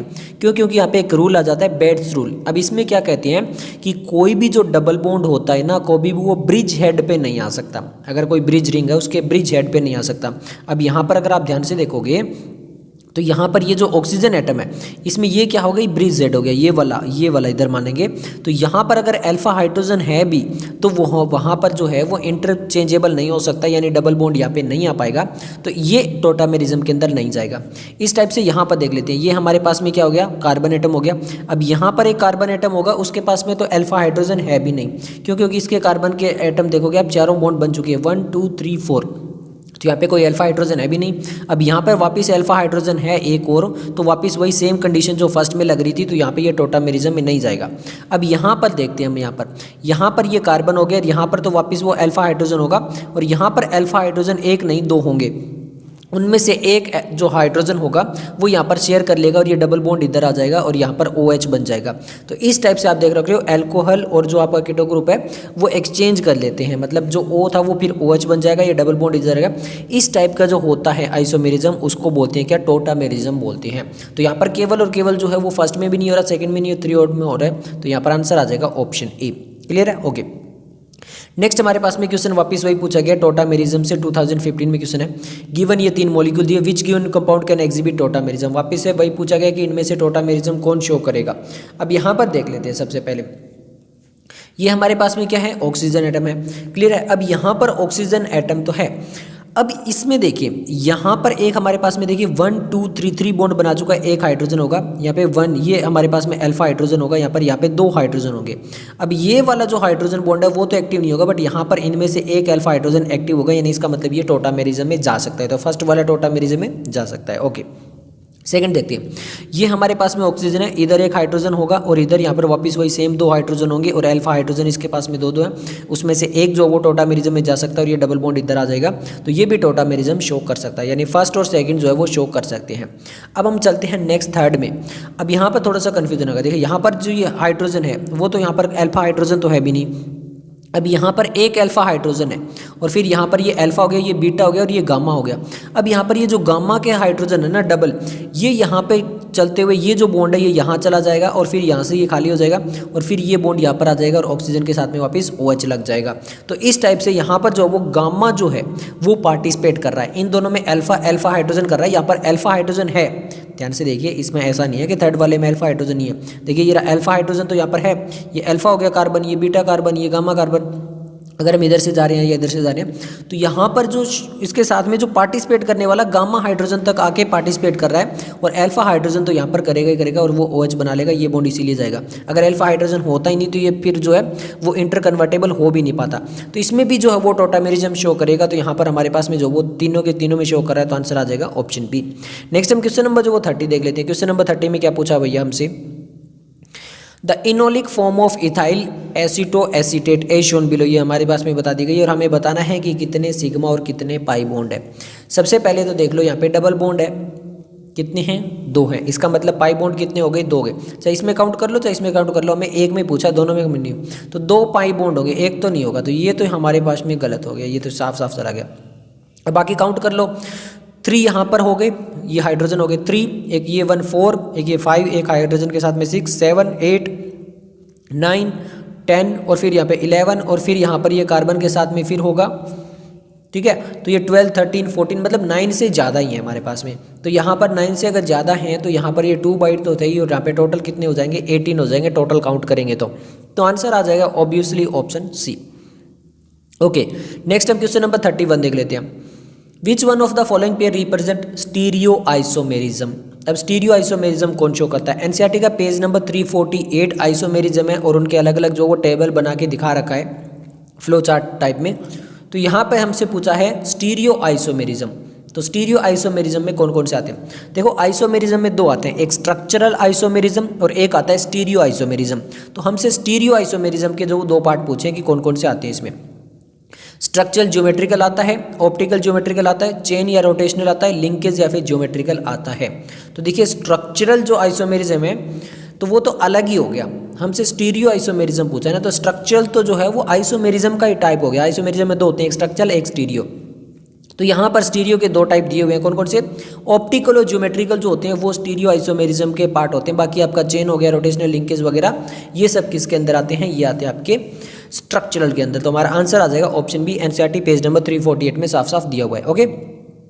ओके, नेक्स्ट हम क्वेश्चन नंबर जो वो 32 देख लेते हैं। द मोलिकुलर फॉर्मूला, ये हमारे पास में मोलिकुलर फॉर्मूला यहाँ पर दिया है, इसका ये स्ट्रक्चर दे दिया और इसी का फॉर्मूला है, मतलब C13 है और H12 है, इसी के अंदर आप काउंट कर लेना। Okay, how many structural isomer are possible when one of the hydrogen replaced by chlorine atom. यानी कोई भी एक अगर हम हाइड्रोजन है उसको क्लोरीन से रिप्लेस कर देते हैं, जैसे यहाँ पे 2 हाइड्रोजन है उसकी जगह एक मैं यहाँ पे क्लोरीन लगा देता हूँ, तो अब टोटल आइसोमेरिज्म कितने होंगे, और हमसे पूछा स्ट्रक्चरल आइसोमेरिज्म कितने होंगे। तो देखिए एक तो यहाँ पर मैं लगा सकता हूँ क्लोरीन जो भी मैंने लगाया, तो एक ये अलग स्ट्रक्चर बन जाएगा। एक बार मैं यहाँ पे ऑर्थो पे, फिर मेटा पे, पैरा पोजीशन पे भी लगा सकता हूँ, तो ये 3 स्ट्रक्चर ये अलग अलग बन जाएंगे, क्लोरीन क्लोरीन क्लोरीन, तो 3 के ये अलग बन जाएंगे, एक ये अलग बन जाएगा। तो टोटल यहाँ पे 4 डिफरेंट टाइप के जो है वो स्ट्रक्चर मुझे देखने को मिलेंगे। तो आंसर आ जाएगा ऑप्शन बी। आप निकाल कर भी देख सकते हो यहाँ पे आइसोमेरिज्म को अगर आपने डिटेल में पढ़ रखा है तो। ओके, नेक्स्ट हम क्वेश्चन नंबर 33 देख लेते हैं। टोटामेरिज्म इज एग्जिबिटेड बाय। अब वो टोटामेरिज्म किसके द्वारा शो करेगा, सबसे पहले हमें देखना होगा अल्फा हाइड्रोजन। अब देखिए ये कार्बन है, ये NO2 है, अब यहाँ पे 3R ग्रुप लगे हुए हैं, तो यहाँ पर ये जो ऑक्सीजन है इस पे यहाँ पर ये जो अल्फा कार्बन अगर मानते हैं तो यहाँ पे कोई हाइड्रोजन है नहीं है, तो ये इसका मतलब ये तो टोटामेरिज्म में नहीं जाएगा। 33 का ये तो साफ साफ काट देते हैं। ओके, अब ये पर C देख लेते हैं एक बार। C, फिर ये हमारे पास में NO हो गया, फिर वापस से CH3, इसमें यहाँ पर कोई अल्फा हाइड्रोजन है जी नहीं, यहाँ पर भी कोई नहीं है तो ये भी नहीं जाएगा। ओके, फिर हम यहाँ पर इसको देख लेते हैं। फिर ये N है, फिर H है, और फिर यहाँ पर जो है हमारे पास में CH3, इस NH के साथ में CH3 और CH3 जुड़ा हुआ है। तो अब यहाँ पर तो कोई ऐसा है ही नहीं डबल बॉन्ड वाला सिस्टम या फिर कुछ ऐसा हो, तो यहाँ पर ये तो बिल्कुल ही टोटामेरिज्म वाली बात ही नहीं होती। अब इसको देख लेते हैं। ये हमारे पास में NO2 हो गया, क्लियर है। अब यहाँ पर देखिए 2 हाइड्रोजन है, अल्फा हाइड्रोजन कितने हैं, 2 हैं, एक R ग्रुप जुड़ा, एक ये हाइड्रोजन हो गया, एक ये हाइड्रोजन हो गया, इनमें से एक एक्टिव जाएगा और यहाँ पर टोटामेरिज्म शो करेगा। तो हमारा आंसर आ जाएगा ऑप्शन बी, क्लियर है। ओके, नेक्स्ट हमारे पास में question number 34। The total number of isomerism C4H10O will में कितने टोटल नंबर ऑफ आइसोमेरिज्म हो सकते हैं, क्लियर है। तो यहाँ पर ये टोटल नंबर ऑफ आइसोमेरिज्म वाला एनसीईआरटी में दिया हुआ है, पेज नंबर 348 पे आप देख लेना, आपको सारे स्ट्रक्चर वगैरह मिल जाएंगे और 349 पे भी मिल जाएंगे। तो यहाँ पे हमसे पूछा है C4H10O, एग्जाम्पल दिया है भैया इसमें, आपको बता दूं कि इसी सेम टाइप का एग्जाम्पल आ चुका है, क्लियर है। और ये आइसोमेरिज्म जो वो हाइड्रोकार्बन नेक्स्ट चैप्टर वाले में भी है। इसके आइसोमेरिज्म जो होंगे वो टोटल 7 टाइप के होंगे। अब आपने 7 कैसे बोल दिया, इसमें 4 तो टाइप हो जाएंगे एल्कोहल वाले, क्योंकि देखिए O है तो यहाँ पर जो है वो कार्बन कार्बन कार्बन OH भी अटैच कर सकते हैं, मतलब एक बार इसके साथ O अटैच हो जाएगा, फिर एक बार OH इसके साथ अटैच हो जाएगा, फिर यहाँ पे कार्बन कार्बन कार्बन कार्बन करके और फिर यहाँ पे 1 2 3 और फिर यहाँ पे एक OH हो जाएगा। इस टाइप से डिफरेंट टाइप के स्ट्रक्चर जो है वो 4 तो हमारे पास में केवल और केवल एल्कोहल वाले आ जाएंगे, OH वाले। इसके अलावा हमारे पास में आ जाएंगे ईथर वाले, जैसे मान लो CH3 CH2 फिर बीच में O फिर CH2 और CH3, एक इस टाइप सा हो गया, क्लियर है। फिर एक मान लेते हैं CH3 फिर O, फिर यहाँ पे बाकी जो है वो आपके 3 कार्बन इधर वापस अटैच कर देते हैं, तो ये इस टाइप से हो गए, ये ईथर वाले होते हैं। ये कितने होंगे, 3 डिफरेंट टाइप के होंगे, तो 4 अल्कोहल वालों के 3 होंगे, तो हमारे पास टोटल जो है वो 7 आइसोमेरिज्म निकल कर आएंगे। नेक्स्ट हमारे पास में क्वेश्चन नंबर जो 35 है, isomer of a substance must have the same. जो आइसोमर होता है किसी भी सब्सटेंस का, उसके पास सबसे मेन चीज़ क्या होनी चाहिए, सबका क्या सेम होना चाहिए, structure formula, physical property, chemical property या फिर मोलिकुलर फॉर्मूला। उसका मोलिकुलर फॉर्मूला जो है वो सेम होना चाहिए, स्ट्रक्चर उसके अलग अलग भी हो सकते हैं, तो मोलिकुलर फॉर्मूला सबका सेम होना चाहिए आइसोमर जो सब्सटेंस शो कर रहा था उसका। तो आंसर आ जाएगा ऑप्शन डी बहुत आसानी से। ओके नेक्स्ट हमारे पास में क्वेश्चन नंबर 36 है, how many chain isomers could be obtained from alkane. ये हमारे सामने दिया हुआ है। अब आपको बता दूं NCERT page number 348 chain isomers दिया हुआ है, बट वहां पर C5H12 का दिया है और हमसे पूछा किसका है, C6H14 का पूछा है। तो सिंपल देखिए, सबसे पहले क्या करते हैं हम, एक कार्बन चेन जो है वो 6 कार्बन की बना देते हैं। तो ये एक वाला स्ट्रक्चर हो गया पहला जो सिंपल चेन होगी। उसके बाद में 5 कार्बन लेते हैं, 1 2 3 4 और ये हो गया हमारे पास में 5। तो ये सेकंड स्ट्रक्चर है जहाँ पर हम सेकंड नंबर पर मिथाइल लगा देते हैं। किस पे, सेकंड नंबर पर मिथाइल लगा देते हैं। थर्ड क्या होता है, 1 2 3 4 और ये 5। अब यहाँ पे थर्ड पे मिथाइल लगा देते हैं। तो ये हमारे तो टोटल 3 स्ट्रक्चर हो गए। एक 6 कार्बन वाला हो गया, एक हमारे पास में 5 कार्बन वाला हो गया और एक ये 5 कार्बन वाला हो गया। तो ये हमारे पास में टोटल 3 स्ट्रक्चर हो गए। अब 4 कार्बन लेते हैं, 1 2 3 4। अब यहाँ पर भी मिथाइल और यहाँ पर भी मिथाइल। तो ये हमारे पास में कौन सा हो गया, 4th स्ट्रक्चर हो गया। क्लियर हो गया। ओके अब एक और ले लेते हैं 4 का, 1 2 3 और 4। अब यहाँ पे 5 और 6 एक ही कार्बन पे दोनों कार्बन अटैच कर देते हैं। तो ये हमारे 5th हो गया। बस यही स्ट्रक्चर बनेंगे टोटल। तो हमारे पास में जो निकल कर आएगा वो आएगा 5 स्ट्रक्चर अलग अलग बने हैं। क्लियर है, तो आंसर आ जाएगा option B. Okay next topic है fundamental concept in organic reaction mechanism. और यहाँ से नीट 2020 में फर्स्ट क्वेश्चन पूछा गया है, a tertiary butyl carbocation is more stable than a secondary butyl carbocation because of which of the following. यानी यहाँ पर टर्सरी ब्यूटाइल और सेकेंडरी ब्यूटाइल किसको बोलते हैं, टर्सरी उसको बोलते हैं जहाँ पर जो है वो 3 कार्बन अटैच होते हैं एक सिंगल कार्बन से। मान लो कार्बन कार्बन कार्बन, तो ये क्या हो गया, टर्सरी ब्यूटाइल हो गया। अगर 2 ही कार्बन अटैच इसके साथ में कार्बन कार्बन इस टाइप से, तो ये क्या हो गया, सेकेंडरी कार्बन हो गया। और केवल एक ही कार्बन अटैच है तो ये क्या हो गया, प्राइमरी कार्बन हो गया। तो इस टाइप से इन्होंने बोला कि जो सेकेंडरी कार्बन है जहाँ पे 3 कार्बन अटैच होते हैं वो कार्बोकैटायन यानी वहाँ पे पॉजिटिव चार्ज होता है वो ज़्यादा स्टेबल है एज कम्पेयर टू सेकेंडरी। इसका रीज़न क्या है, because of which of the following, ये किस वजह से होता है, -I inductive effect of CH3 plus R effective of CH3 या -R इफेक्ट ऑफ CH3 या फिर हाइपर कॉन्जुगेशन। अब एनसीईआरटी में पेज नंबर 356 और वहाँ पर आपको एग्जाम्पल भी मिलेगा कौन सा, 12.19। क्लियर है, ये एग्जाम्पल भी देख सकते हो और यहाँ पे पेज नंबर 356 के अंदर भी आप देख सकते हो। आपको पता चल जाएगा बहुत आसानी से कि इनका मेन रीज़न जो है वो है हाइपर कॉन्जुगेशन। क्यों, क्योंकि जहाँ पे टर्सरी ब्यूटाइल में बहुत ज़्यादा अल्फा कार्बन्स होते हैं, 9 अल्फा कार्बन होते हैं, वो ज़्यादा स्टेबिलिटी देगा एज कम्पेयर टू सेकेंडरी। तो ये इसका रीज़न होता है। आंसर आएगा ऑप्शन डी। एनसीईआरटी में भी बता चुका हूँ, पेज नंबर 356 और एग्जाम्पल देख लेना, 19th एग्जाम्पल इस चैप्टर का। ओके नेक्स्ट हम बात करते हैं क्वेश्चन नंबर 38 नीट 2019 में, the most stable carbocation among the following. इनमें से मोस्ट स्टेबल कार्बोकैटायन बनाता है। अब इस टाइप से अगर आपके क्वेश्चन आए तो वो याद रखना कि जिसमें जितने ज़्यादा अल्फा हाइड्रोजन होंगे वो उतना ज़्यादा जो है वो स्टेबल कार्बोकैटायन होगा। अब यहाँ पर देखते हैं, ये हमारे पास में कार्बोकैटायन कार्बन है। अब ये वाला कार्बन है, इसके साथ में तो 3 कार्बन अटैच है। क्लियर है, और ये एक CH3 हो गया। तो यहाँ पर ये वाला अल्फा कार्बन जो हो गया इसके साथ में तो सारे कार्बन है, कोई हाइड्रोजन है नहीं, और यहाँ पर केवल 3 अल्फा हाइड्रोजन हमें देखने को मिल रहे हैं। इस टाइप से इसको अगर हम देखें तो यहाँ पे 2 और यहाँ पे 2, तो यहाँ पर 3 अल्फा हाइड्रोजन थे, यहाँ पे 4 थे। अब इसमें देखते हैं, यहाँ पर 2 हो गए और यहाँ पर 3 हो गए, तो यहाँ पर 5 हो गए। अब हम इसमें देखें तो यहाँ पर केवल 2 ही है, तो यहाँ पर ये 2 हो गए। तो सबसे हाईएस्ट जो है वो अल्फा हाइड्रोजन यहाँ पर है, तो हमारा आंसर आ जाएगा ऑप्शन सी। यहाँ पर ये जो है वो मोस्ट स्टेबल होगा, तो आंसर आ गया ऑप्शन सी। ओके नेक्स्ट हम क्वेश्चन नंबर जो वो 39 देख लेते हैं। क्वेश्चन नंबर 39 में बोला गया, which of the following is correct with respect to -I effect of the substituent. R यहाँ पर एल्काइल ग्रुप है, -I क्या है, ये इंडक्टिव इफेक्ट है। और ये इंडक्टिव इफेक्ट जो है वो एनसीईआरटी में कंप्लीटली दिया हुआ है, एनसीईआरटी में पेज नंबर 352 पे। ठीक है, और वहाँ पे -I का होता है, -I का मतलब होता है विड्रॉइंग ग्रुप, यानी जो इलेक्ट्रॉन को विड्रॉ कर पाता है, और +I क्या होता है, जो इलेक्ट्रॉन को डोनेट कर पाता है। ये चीज़ क्लियर हो गई। ओके अब यहाँ पर आपको एग्जाम्पल जो है वो 14 और 15 एग्जाम्पल देख लेना, वहाँ पर भी आपको समझ में जाएगा एनसीईआरटी के एग्जाम्पल में। अब यहाँ पर हमसे पूछा है कि यहाँ पर इनका जो -I इफेक्ट है उसका करेक्ट ऑर्डर क्या होगा, यानी यहाँ पे फ्लोरीन ज़्यादा होगा, OR ज़्यादा होगा, फिर NH2 ज़्यादा होगा, यानी सबसे ज़्यादा फ्लोरीन है, फिर यहाँ पर OR है, फिर NR है, या फिर यहाँ पे NH2 ज़्यादा है, OR फिर फ्लोरीन, या फिर NR2 OR या फिर फ्लोरीन। तो देखिए यहाँ पर क्या होगा, यहाँ पर जो इलेक्ट्रोनेगेटिविटी है अगर वो ज़्यादा बढ़ती है तो उसका I इफेक्ट हो जाता है, -I इफेक्ट वो भी बढ़ता है। तो सबसे ज़्यादा तो यहाँ पे फ्लोरीन का होगा, ये तो दोनों में है, इनमें फ्लोरीन कम दिखाया गया, ये दोनों नहीं होंगे। फिर उसके बाद में OR और फिर यहाँ पे नाइट्रोजन। तो इनके अंदर भी अगर हम देखें तो इलेक्ट्रोनेगेटिविटी इफेक्ट जो होता है वो सबसे ज़्यादा होता है। तो ये दोनों के दोनों सही है, यहाँ पर केवल NR है और यहाँ पे NH है। तो नाइट्रोजन से ऑक्सीजन जाता होता है, फिर फ्लोरीन ज़्यादा होता है। तो ये दोनों के दोनों जो आंसर है वो बिल्कुल सही है। तो आंसर आ जाएगा ऑप्शन A एंड B दोनों बोथ। क्लियर है? ओके, नेक्स्ट हम क्वेश्चन नंबर जो 40 देख लेते हैं। विच of the following carbocation is expected be most stable. अब हमसे बताना है कि इनमें से मोस्ट स्टेबल जो है वो कार्बोकैटायन कौन सा हो सकता है। नी 2018 में क्वेश्चन आया हुआ है।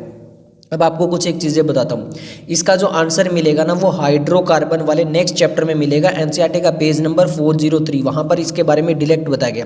क्यों? क्योंकि देखिए यहाँ पे सभी में जो है वो NO2 ग्रुप यूज़ किया गया है, और एक ये यहाँ पर हमारे पास में साइक्लिक कंपाउंड है और वहाँ पर हमारे पास में क्या यूज़ किया गया है, NO2 ग्रुप होता है। अब ये जो NO2 ग्रुप होता है ये क्या करता है, NO2 ग्रुप जो होगा वो वहाँ पर जो है वो मेटा डायरेक्टिंग ग्रुप होगा। कौन सा होगा? मेटा डायरेक्टिंग ग्रुप होगा। अगर इस टाइप से साइक्लिक चेन है तो वहाँ पे मेटा डायरेक्टिंग होगा। अब देखिए ये कार्बोकैटायन है, यहाँ पर ध्यान से देखिए, ये कार्बोकैटायन है, ये कार्बोकैटायन है, ये भी कार्बोकैटायन है और ये भी कार्बोकैटायन है।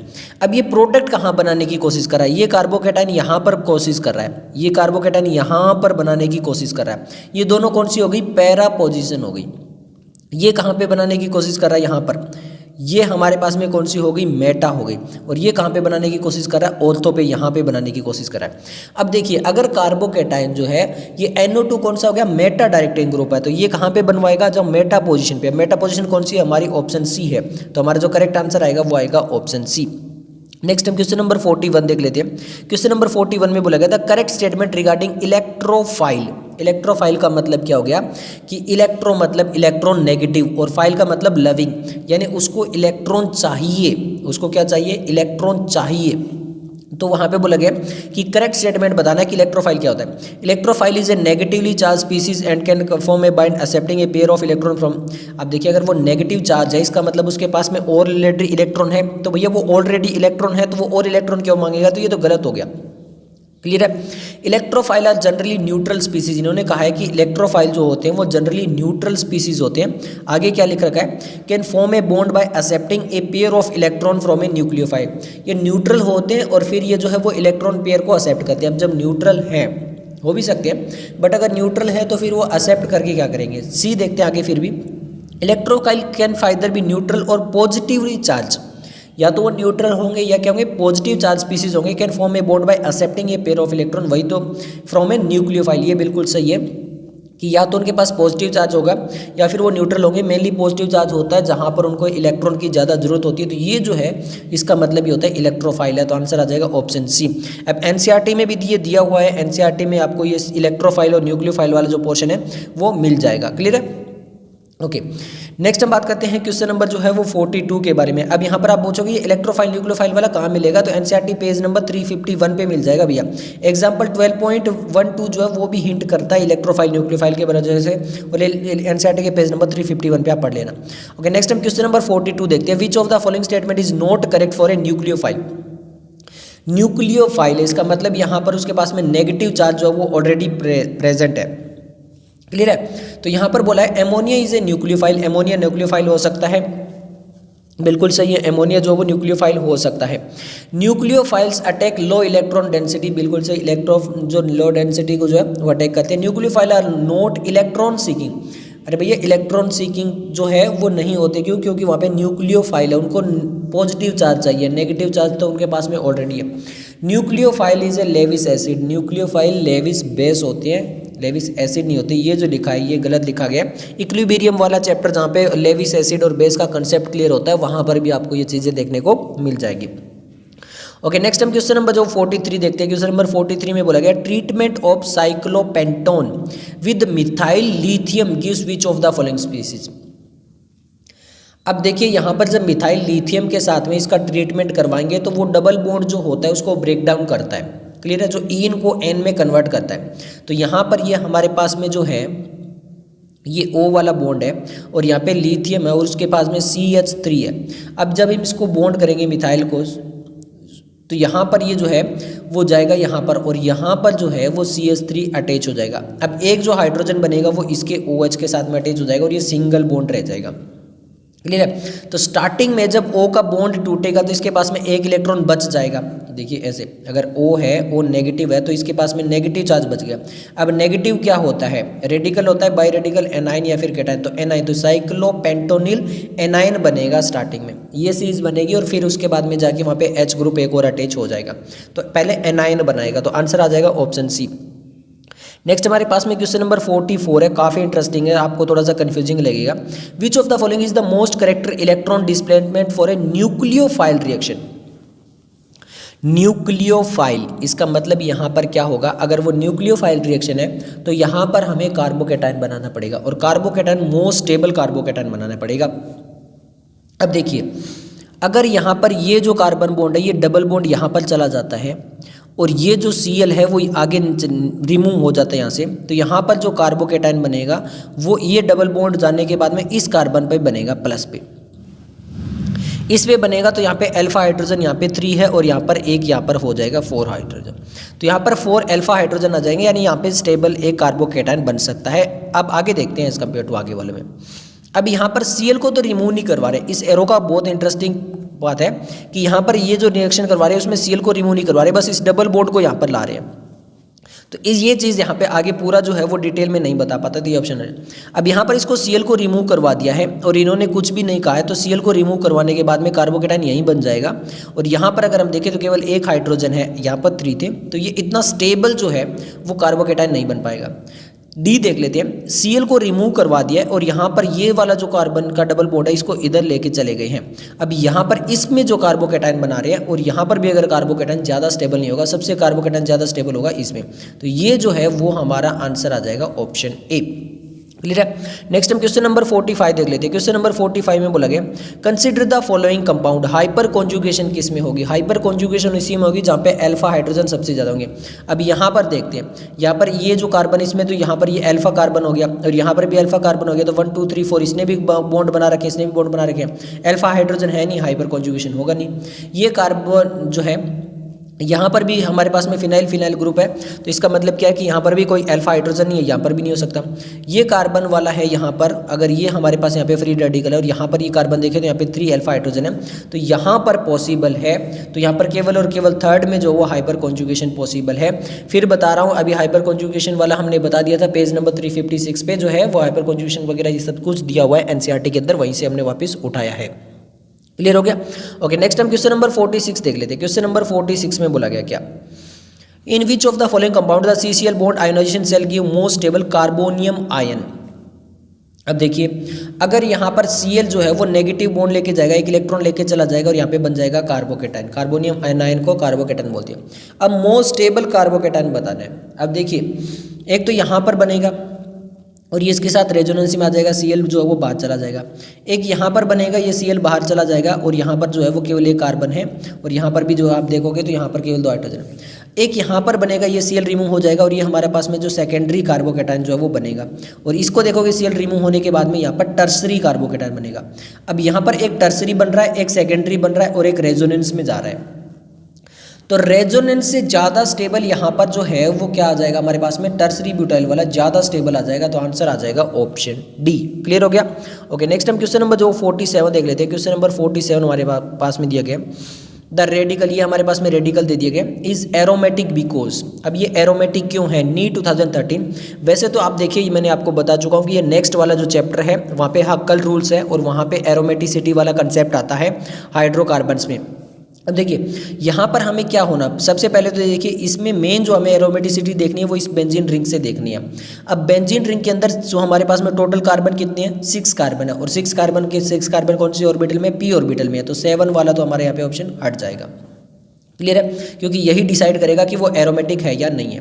अब नेक्स्ट हम बात करते हैं यहाँ पे पाई इलेक्ट्रॉन कितने, 1 2 3 3 इलेक्ट्रॉन, 3 हमारे पाई बॉन्ड है, इसका मतलब 6 पाई इलेक्ट्रॉन है। 6 पाई इलेक्ट्रॉन का मतलब क्या है कि ये सारे रेजोनेंस में है, सारे रेजोनेंस में, इसका मतलब ये 6 के 6 क्या है, अनपेयर्ड है। तो 6 पी ऑर्बिटल और 6 ये अनपेयर्ड इलेक्ट्रॉन है, तो ये हमारे पास में आंसर बनेगा ऑप्शन सी।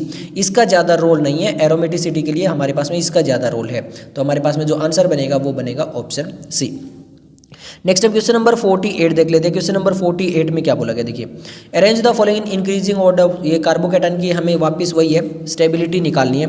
तो आप खुद ही देख सकते हो, जहाँ पे ज़्यादा से ज़्यादा क्या, जो मोस्ट ज़्यादा अल्फा हाइड्रोजन होंगे वही ज़्यादा स्टेबल होगा। अब काउंट कर लीजिए, ये कार्बन है, यहाँ पर हमारे पास में 2 यहाँ पर हो गए और एक यहाँ पर हो गया। क्लियर है, ये टर्सरी हो गया, ये सेकेंडरी हो गया, ये टर्सरी हो गया। यहाँ पर देखिए ये भी हमारे पास में क्या हो गया, सेकेंडरी कार्बोकेटाइन हो गया। अब यहाँ पर देखिए CH3CH-2, यहाँ पर केवल इतने 3 है और यहाँ पर तो कोई अल्फा है नहीं। तो सबसे मोस्ट अनस्टेबल जो होगा वो 5th वाला होगा, मोस्ट अनस्टेबल 5th वाला होगा। ये ए और बी में से जो है, बी और सी तो हमारे हट जाएंगे, अब ए और डी बच गए हमारे पास में। क्लियर है, ओके। उसके बाद में अगर हम देखें तो यहाँ पर जो है वो हमारे पास में 3 अल्फा हाइड्रोजन है, तो यहाँ पर ये भी तो 4 वाला ये भी तो सेम हो गया। अब हमें यहाँ पर देखना है 3 वाले में और 1 वाले में। 2 तो हमारा मोस्ट स्टेबल होगा, क्यों, क्योंकि यहाँ पर देखिए ये टर्सरी ब्यूटाइल है।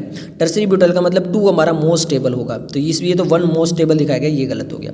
उसके बाद में अगर हम 3 देखें तो 3 जो है उसमें केवल और केवल हमारे पास में 6 ही हाइड्रोजन है, कितने, 6। और यहाँ पर देखें तो ये 6 तो यही हो गए और 6 to 8 हो गए हमारे पास में टोटल। तो 1 जो है वो ज़्यादा स्टेबल होगा, क्यों, क्योंकि यहाँ पर केवल 6 है और यहाँ पर 8 है और यहाँ पर हमारे पास में 9 अल्फा हाइड्रोजन है। तो इस टाइप से हमारा जो आंसर बनेगा वो बनेगा ऑप्शन ए। नेक्स्ट हम क्वेश्चन नंबर 49 देख लेते हैं। In which the hybridization state of benzyl carbonium ion, ये हमारे पास में बताना है कि ये कौन सी स्टेबल में। तो देखिए कार्बन के साथ में 2 हाइड्रोजन लगे हैं, यहाँ हाइड्रोजन हाइड्रोजन और एक इधर कार्बन अटैच है, तो वही वाला रूल लगेगा, या तो लोन पेयर और कितने एटम से अटैच है, तो 3 एटम से अटैच है, 1 2 3 से अटैच है। और यहाँ पे लोन पेयर तो कोई है ही नहीं, क्योंकि पॉजिटिव चार्ज है, नेगेटिव चार्ज होता तो लोन पेयर काउंट करते, फिर 4 करते, तो टोटल 1 2 3 हो गए, तो किस में चला जाएगा, sp2 हाइब्रिडेशन में चला जाएगा, तो आंसर आ जाएगा ऑप्शन ए।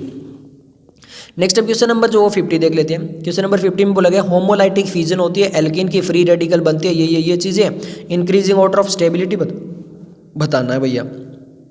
ओके बिल्कुल बताएंगे। अब यहाँ पर जो हमारे पास में एनसीईआरटी में पेज नंबर 350 है, वहाँ पे फ्री रेडिकल वगैरह होमोलाइटिक क्लीवेज सब कुछ बताया गया है, और वहाँ पर सेम चीज़ ये भी बताई गई है कि कौन सा ज़्यादा स्टेबल होगा और कौन सा नहीं होगा। जो हमारा होमोलाइटिक क्लीवेज होने के बाद में ये रेडिकल बनता है, जो फ्री रेडिकल बनता है, वो सेम जैसे कार्बोकैटायन जिसमें पॉजिटिव चार्ज होता है उसकी स्टेबिलिटी होती है, सेम वही स्टेबिलिटी होगी। यानी यहाँ पर टर्सरी जो फ्री रेडिकल होगा वो ज़्यादा स्टेबल होगा देन सेकेंडरी और देन फर्स्टरी, और सेम वही हाइपर कॉन्जुगेशन वाला रूल लगेगा, जितने ज़्यादा अल्फा हाइड्रोजन होंगे उतना ही ज़्यादा वो स्टेबल होगा। अब देखते थे, ये भी टर्सरी है लास्ट में। सबसे पहले यहाँ पर देखते हैं, ये वाला हमारे पास में ग्रुप है, इसमें फ्री रेडिकल में यहाँ पे 6 और 2 8 हो गए, और फिर यहाँ पर हमारे पास में टोटल कितने हो गए, 6 हो गए। तो यहाँ पर ये 8 अल्फा हाइड्रोजन है, ये 6 है, और ये बोल रहा है कि 6 वाला ज़्यादा स्टेबल है, ये तो गलत हो गया। अब इसको काउंट करते हैं, ये हमारे पास में देखिए टोटल कितने हो गए, यहाँ पर केवल और केवल 3 अल्फा हाइड्रोजन है, यहाँ पर देखेंगे 3 और 3 6 है, ये बिल्कुल सही चल रहा है। यहाँ पर देखेंगे तो 3 और 3 6 है, और यहाँ पर देखेंगे हम 3 और 3 6, और ये भी है आपका सामने, सॉरी यहाँ पर ये भी हो गया 2, तो ये 8 हो गया। ये बिल्कुल सही है कि यहाँ पे हमारे पास में 6 थे, फिर यहाँ पर 6 थे, नहीं सॉरी यहाँ पर यहाँ तक है ना, यहाँ पर केवल 3 थे, यहाँ पर 6 थे, यहाँ पर 8 है, और यहाँ पर हमारे पास में 9 है। तो सबसे ज़्यादा ये बिल्कुल सही ऑर्डर हमारा निकल कर आ रहा है, तो हमारे पास में जो आंसर बनेगा वो बनेगा ऑप्शन बी। क्लियर हो गया, ओके। अब इसमें आप आगे देख भी सकते हो कि यहाँ पे जो टर्सरी है उससे ज़्यादा स्टेबल सेकेंडरी और इन सबको दिखाया गया है, और यहाँ पर भी देखोगे तो आप जो टर्सरी वो सबसे लेस्ट में दिखाया गया है, तो ये भी गलत हो गया, तो हमारा आंसर बन गया ऑप्शन बी। क्लियर है, अल्फा हाइड्रोजन काउंट कर लो, आंसर आ जाएगा। ओके, नेक्स्ट हमारे पास में क्वेश्चन नंबर जो 51 है, यहाँ पे बोला गया which one is a nucleophilic substitution reaction. अब आपको बता दूं भैया, न्यूक्लियोफाइलिक सब्स्टिट्यूशन रिएक्शन जो है वो एक्सरसाइज का क्वेश्चन नंबर जो 40 में दिया गया, थोड़ा सा हिंट दिया गया है। क्लियर है, सब्स्टिट्यूशन रिएक्शन, बट इनके बारे में, रिएक्शन वगैरह के बारे में जो मेनली कंसेप्ट आता है आपका हाइड्रोकार्बन के अंदर। अब हमसे पूछा गया न्यूक्लियोफिलिक सब्स्टिट्यूशन रिएक्शन पूछा गया है। क्लियर है, तो यहाँ पर क्या होगा, जो डिस्प्लेसमेंट ऑफ ए न्यूक्लियोफाइल, अगर हम जो है वो यहाँ पर जो डिस्प्लेसमेंट कर पा रहे हैं अगर किसी न्यूक्लियोफाइल को, तो ही यहाँ पर वो रिएक्शन आएगी, किसमें, सब्स्टिट्यूशन में। सब्स्टिट्यूशन का मतलब होता है एक जाके उसकी जगह दूसरा लग जाएगा। अब इस टाइप से देख लेते हैं भैया, यहाँ पर क्या किया गया है, यहाँ पर ये जो है वो डबल बॉन्ड को हटाया गया और यहाँ पे OH जो है वो वहाँ पे भेजा गया। तो यहाँ पर ये जो है वो न्यूक्लियोफिलिक सब्स्टिट्यूशन नहीं है, क्योंकि ऐसा नहीं है कि एक न्यूक्लियोफाइल को हटाकर और दूसरे न्यूक्लियोफाइल भेजा गया, तो वो ऐसा कुछ नहीं हुआ। यहाँ पर अगर हम देखें तो यहाँ पे जो है वो यहाँ पर RMGH जो था वहाँ पर केवल OH जो है उसको भेजा गया, तो ये भी हमारे पास में जो है वो न्यूक्लियोफिलिक सब्स्टिट्यूशन रिएक्शन होगी। यहाँ पे देखिए एक हमारे पास में Br है और एक हमारे पास में NH3 है, क्लियर है। अब यहाँ पर क्या गया है, जो NH3 है उसको Br में जो है वो निकाला है, देखिए यहाँ पे NH2 आ गया और Br को बाहर निकाला गया और कुछ नहीं किया गया। तो ये जो रिएक्शन होती है वो किसके अंदर आती है, न्यूक्लियोफिलिक सब्स्टिट्यूशन रिएक्शन आती है, तो हमारा आंसर बनेगा ऑप्शन सी। नेक्स्ट हम जो है वो क्वेश्चन नंबर 52 देख लेते हैं। क्वेश्चन नंबर 52 हमारे सामने है, Which of the following is most reactive towards electrophilic reagent? जो हमारे most reactive towards electrophilic reaction. अब फिर बता रहा हूँ, सेम हाइड्रोकार्बन वाला जो कंसेप्ट है वहाँ पे लगेगा, और यहाँ पर देख सकते हो आपके सामने। हमें करना क्या पड़ेगा, यहाँ पर सिंपल है, हमें जो है वो एक कार्बोकेटाइन बनाना पड़ेगा, और कार्बोकेटाइन बनाना पड़ेगा तो यहाँ पर हमें जो है वो यहाँ पर इन चीज़ों को रिमूव करके देखना पड़ेगा, यानी OH को रिमूव करेंगे, OCH3 को रिमूव करेंगे, फिर इसको रिमूव करेंगे, फिर इसको रिमूव करके इस टाइप से देखेंगे। तो यहाँ पर अगर आप देखोगे तो सबसे ज़्यादा जो स्टेबल निकल कर आएगा वो यहाँ पर आएगा OH में, क्लियर है। क्यों, क्योंकि यहाँ पर प्लस R इफेक्ट तो लगेगा ही लगेगा, और प्लस R इफेक्ट के अलावा यहाँ पे प्लस M इफेक्ट लगेगा, और प्लस M इफेक्ट अगर देखोगे तो OH जो उसकी स्टेबिलिटी है वो सबसे ज़्यादा होती है, then OCH3 and then HOCH3। तो यहाँ पर ये जो है ये ज़्यादा है, तो यहाँ पर आंसर आ जाएगा ऑप्शन बी। नेक्स्ट हम क्वेश्चन नंबर जो 53 देख लेते हैं। क्या पूछा गया, which of the following species not an electrophile, जिसको इलेक्ट्रॉन की जरूरत नहीं है इन द नेचर। तो यहाँ पे देखिए H3O, यहाँ पर तो आ सकता है इलेक्ट्रॉन, एक आ सकता है, ये तो इलेक्ट्रॉन डेफिशिएंट है, इसको तो इलेक्ट्रॉन चाहिए ही चाहिए। यहाँ पर भी पॉजिटिव चार्ज आ चुका है, ये भी जी, बट यहाँ पे देखिए H3O है माइन, O+ है, तो आप H2O भी तो बना सकते हो वहाँ पर, तो यहाँ पे तो ये ऑलरेडी जो है वो रिच है, तो ये जो है वो इलेक्ट्रोफाइल नहीं है, तो आंसर आ जाएगा ऑप्शन सी। नेक्स्ट हम देखते हैं, the stability of carb anion, जो कार्ब कैटायन था उसका बिल्कुल रिवर्स हो जाएगा। यहाँ पर जो कार्ब कैटायन की स्टेबिलिटी वाला अगर आपको कंसेप्ट समझ में आ गया तो बिल्कुल उसका रिवर्स कर दीजिए, आपको कंसेप्ट क्लियर हो जाएगा। यहाँ पर देखते हैं सबसे ज़्यादा स्टेबिलिटी, देखिए वहाँ पर कार्बोकैटायन ये सबसे ज़्यादा स्टेबल होता था, इसका मतलब कार्ब एनायन पूछ रहे हैं तो ये सबसे लेस स्टेबल होगा, ये इसको सबसे कम में नंबर दीजिए। तो यहाँ पे फोर्थ में 1, ये 1 और ये फोर्थ में सबसे यहाँ पर ये देखिए इसको सबसे कम नंबर देंगे हम, सॉरी ये सबसे ज़्यादा नंबर दे दिए भाई इसको यहाँ पे हमने, क्लियर है। फोर्थ में सबसे कम नंबर देने हैं, यहाँ पर कम नंबर दे रहे हैं, ये 2 ऑप्शन हो गए हमारे, इसमें सबसे कम दे रहे हैं और इसमें भी सबसे कम दे रहे हैं। अब आगे चलते हैं, देखिए अब इसमें देखिए ये आपका सेकेंडरी हो गया, क्लियर है, और यहाँ पे रेजोनेंस में आ रहा है। तो भैया रेजोनेंस और सेकेंडरी में अगर हम देखें तो रेजोनेंस वाला ज़्यादा स्टेबल है एज कम्पेयर टू थर्ड में, तो थर्ड वाला लेस स्टेबल होगा, उससे ज़्यादा स्टेबल सेकंड होगा, ये गलत हो गया, और ये सबसे फर्स्ट वाला, तो आंसर हमारा जो बनेगा वो बनेगा ऑप्शन सी, क्लियर है, ओके। नेक्स्ट हम क्वेश्चन नंबर 55 देख लेते हैं। क्वेश्चन नंबर 55 में वो लगे, for iodine chlorine bromine the increasing order of nucleophilicity, nucleophilicity का ऑर्डर क्या होगा। न्यूक्लियोफिलिसिटी का होता है सिंपल जितना ज़्यादा साइज लार्ज होता है उसका न्यूक्लियोफिलिसिटी उतनी ज़्यादा होती है। तो अगर हम एक ग्रुप में जा रहे हैं, जैसे डाउन द ग्रुप जाएंगे तो साइज बढ़ेगा, तो उसी हिसाब से होगा फ्लोरीन, क्लोरीन, ब्रोमीन और आयोडीन, ये वाला हमारा आंसर निकल कर आ जाएगा। नेक्स्ट हमारा क्वेश्चन नंबर 56 है, which among the following is the most stable carbocation, जो टर्सरी होगा वो सबसे ज़्यादा स्टेबल होगा, तो यही है जिसमें अल्फा हाइड्रोजन सबसे ज़्यादा है, तो आंसर आ जाएगा ऑप्शन डी। नेक्स्ट हमारे पास में क्वेश्चन नंबर 57 है, विच of the following is the most stable carbocation, वापस वही है, टर्सरी वाला सबसे ज़्यादा स्टेबल हो गया, तो आंसर निकल कर आ जाएगा ऑप्शन सी। अब नेक्स्ट देख लेते हैं, नेक्स्ट क्वेश्चन 58 है, साइक्लिक हाइड्रोकार्बन है, ए कोई एक साइक्लिक हाइड्रोकार्बन है, has all the carbon and hydrogen atoms in a single plane, यानी सारे के सारे कार्बन और हाइड्रोजन एक सिंगल प्लेन में है। All the carbon bond have the same length, जो कार्बन और कार्बन के बीच में जो लेंथ है वो बिल्कुल सेम है, less than 1.54 angstrom but more than 1.34 angstrom, the bond angle is, ये सब कुछ किसके बारे में बता रहा है, बेंजीन के बारे में बता रहा है भैया। इन्होंने ये सब कुछ जो बताया वो बेंजीन के बारे में बताया, सेम उतने ही कार्बन है, उतने ही हाइड्रोजन है, सारे के सारे प्लेन में हैं, और फिर उसके बाद में जो आपके हैं उनकी जो बॉन्ड लेंथ है वो 1.54 से और 1.34 के बीच में है, तो ये बेंजीन वाले कंसेप्ट बता रहा है। अब बेंजीन में सभी कार्बन जो होते हैं वो sp2 हाइब्रिडेशन में होते हैं, और अगर वो हाइब्रिडेशन में होते हैं तो वहाँ पे बॉन्ड एंगल निकल कर आता है 120 डिग्री, तो आंसर आ जाएगा ऑप्शन डी। क्लियर हो गया। ओके, नेक्स्ट हमारा टॉपिक है methods of purification of organic compounds. और यहाँ पे क्वेश्चन पूछा गया क्वेश्चन नंबर 59 नीट 2020 से। Paper chromatography is an example of pure. NCERT है, एनसीईआरटी का पेज नंबर 362 में चले जाना, वहाँ पर पेपर क्रोमेटोग्राफी के बारे में पूरा लिखा हुआ है। वहाँ पर पेपर क्रोमेटोग्राफी जो है वो नहीं लिखा हुआ है, जो हेडिंग लिखी हुई है एनसीईआरटी में वो लिखी हुई है पार्टीशन क्रोमेटोग्राफी। और पार्टीशन क्रोमेटोग्राफी का एक एग्जाम्पल है क्या, पेपर क्रोमेटोग्राफी। तो यहाँ से हमारा आंसर आ जाता है ऑप्शन बी। क्लियर है? ओके, नेक्स्ट हम चलते हैं क्वेश्चन नंबर 60 में। क्वेश्चन नंबर 60 हमारा पूछा गया था most suitable method of separation of 1:1 ratio mixture of ortho and para nitrophenol is 2017, 99, 93 में क्वेश्चन आ चुका है। क्रोमेटोग्राफी, क्रिस्टलाइजेशन, स्टीम डिस्टिलेशन या फिर सब्लिमेशन। अब इस चैप्टर में आप ढूंढते रह जाना, ये आपको नहीं मिलने वाला है। आप इसे नेक्स्ट वाले हाइड्रोकार्बन में भी ढूंढते रह जाना, वहाँ पर भी आपको नहीं मिलेगा। ये आपको मिलेगा कौन से चैप्टर में, एल्कोहल, फिनोल एंड ईथर, जो कि है क्लास 12 का चैप्टर नंबर 11। वहाँ पर जब आप एनसीईआरटी जो न्यू वाली एनसीईआरटी है उसके पेज नंबर 341 पे जाओगे तो वहाँ पे एनसीईआरटी में साफ साफ ये चीज़ लिख रखी है कि ऑर्थो एंड पैरा जो नाइट्रोफिनोल है उसको अलग अलग करने के लिए हमें क्या होगा, वहाँ पर हेडिंग बता देता हूँ। सबसे पहले इलेक्ट्रोफिलिक एरोमेटिक सब्स्टिट्यूशन रिएक्शन, उसके अंदर ये चीज़ मिलेगी कि ऑर्थो एंड पैरा नाइट्रोफिनोल को अगर हमें अलग अलग करना है तो वहाँ पर स्टीम डिस्टिलेशन का यूज़ होता है। ये एनसीईआरटी में ही मेंशन किया गया है, इस चैप्टर में नहीं है, बट मैं आपको बता चुका हूँ। Class 12 chapter number 11 alcohol, phenol and ether, page number 341। Okay, next हम चलते हैं question number 61। The best method for separation of naphthalene and benzoic acid from this mixture. अब आपको लगता है बेंजोइक एसिड मिक्सचर वाला इस चैप्टर में मिलेगा।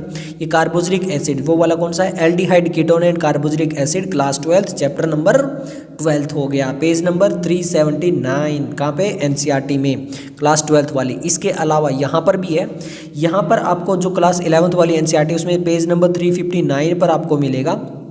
इसके अंदर मिलेगा भाई ये सारा कुछ जो मिलेगा वो मिलेगा आपको सब्लिमेशन वाले हेडिंग में। अब सब्लिमेशन में होता क्या है, जो सॉलिड होता है वो डायरेक्टली गैस में कन्वर्ट हो जाता है विदाउट इनटू लिक्विड। अब नेफ्थलीन बॉल्स तो आप भी घर में कपड़ों वगैरह में यूज़ करते हो, वो क्या होती है, सॉलिड बॉल आती है और वो डायरेक्टली गैस में कन्वर्ट हो जाती है, कोई भी उसका लिक्विड नहीं बनता है।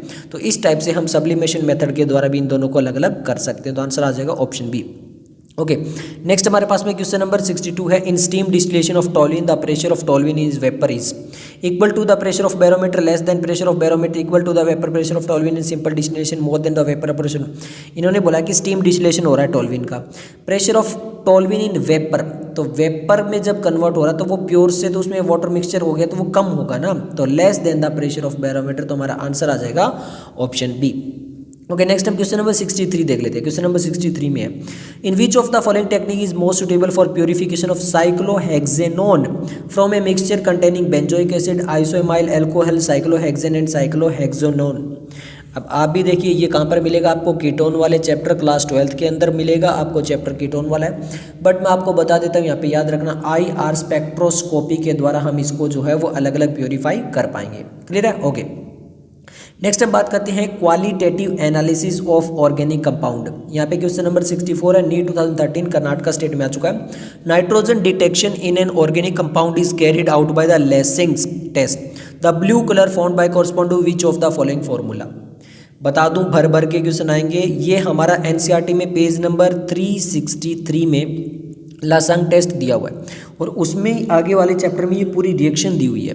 और यहाँ पर होता क्या है, यहाँ पर होता है हमारे पास में Fe4 FeCN3.3.XH2, मतलब H2 मॉलिक्यूल इससे ज़्यादा भी हो सकते हैं। और यही जो होता है वो हमें देता है किस टाइप का कलर, पर्शियन ब्लू कलर। इन्होंने बोला है ब्लू कलर और एनसीईआरटी में लिखा है पर्शियन ब्लू कलर ये देता है, तो आंसर आ जाएगा ऑप्शन बी, प्योरली एनसीईआरटी है। ओके, नेक्स्ट हमारे पास में क्वेश्चन नंबर 65 है। क्वेश्चन नंबर 65 में the Lassaigne extract is boiled with concentrated HNO3 while testing for halogen. By doing so it decomposes Na2S and NaCN formed, help in the precipitation of AgCl, increase the solubility product of AgCl या फिर increase the concentration of NO3 ions। अब यहाँ पर देखिए 2011 में है, आप NCERT का पेज नंबर 362 खोल लेना, वहाँ पर ये टेस्ट मिलेगा और वहाँ पर साफ साफ ये बताया गया है, क्या बताया गया है, डिकम्पोज Na2S NaCN फॉर्म जो होते हैं उसको अलग करने के लिए यहाँ पे ये काम आता है। तो आंसर आ जाएगा ऑप्शन ए। नेक्स्ट हमारे पास में क्वेश्चन नंबर 66 है।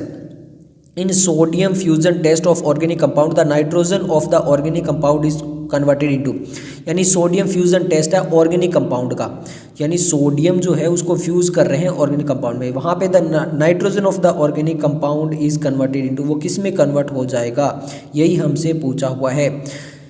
क्या पूछा हुआ है देखिए, सोडामाइड, सोडियम साइनाइड या फिर सोडियम नाइट्राइट या फिर सोडियम नाइट्रेट किस में कन्वर्ट होगा, तो ये कन्वर्ट होगा सोडियम साइनाइड, यानी सोडियम जो है वो कार्बन कंपाउंड के साथ में और एक नाइट्रोजन होगा वो कन्वर्ट होके NaCl में कन्वर्ट हो जाएगा, यानी सोडियम और साइनाइड के अंदर। तो आंसर आ जाएगा ऑप्शन बी। एनसीईआरटी में दिया है पेज नंबर 362, एनसीईआरटी का, ये एनसीईआरटी से बाहर नहीं गया अभी।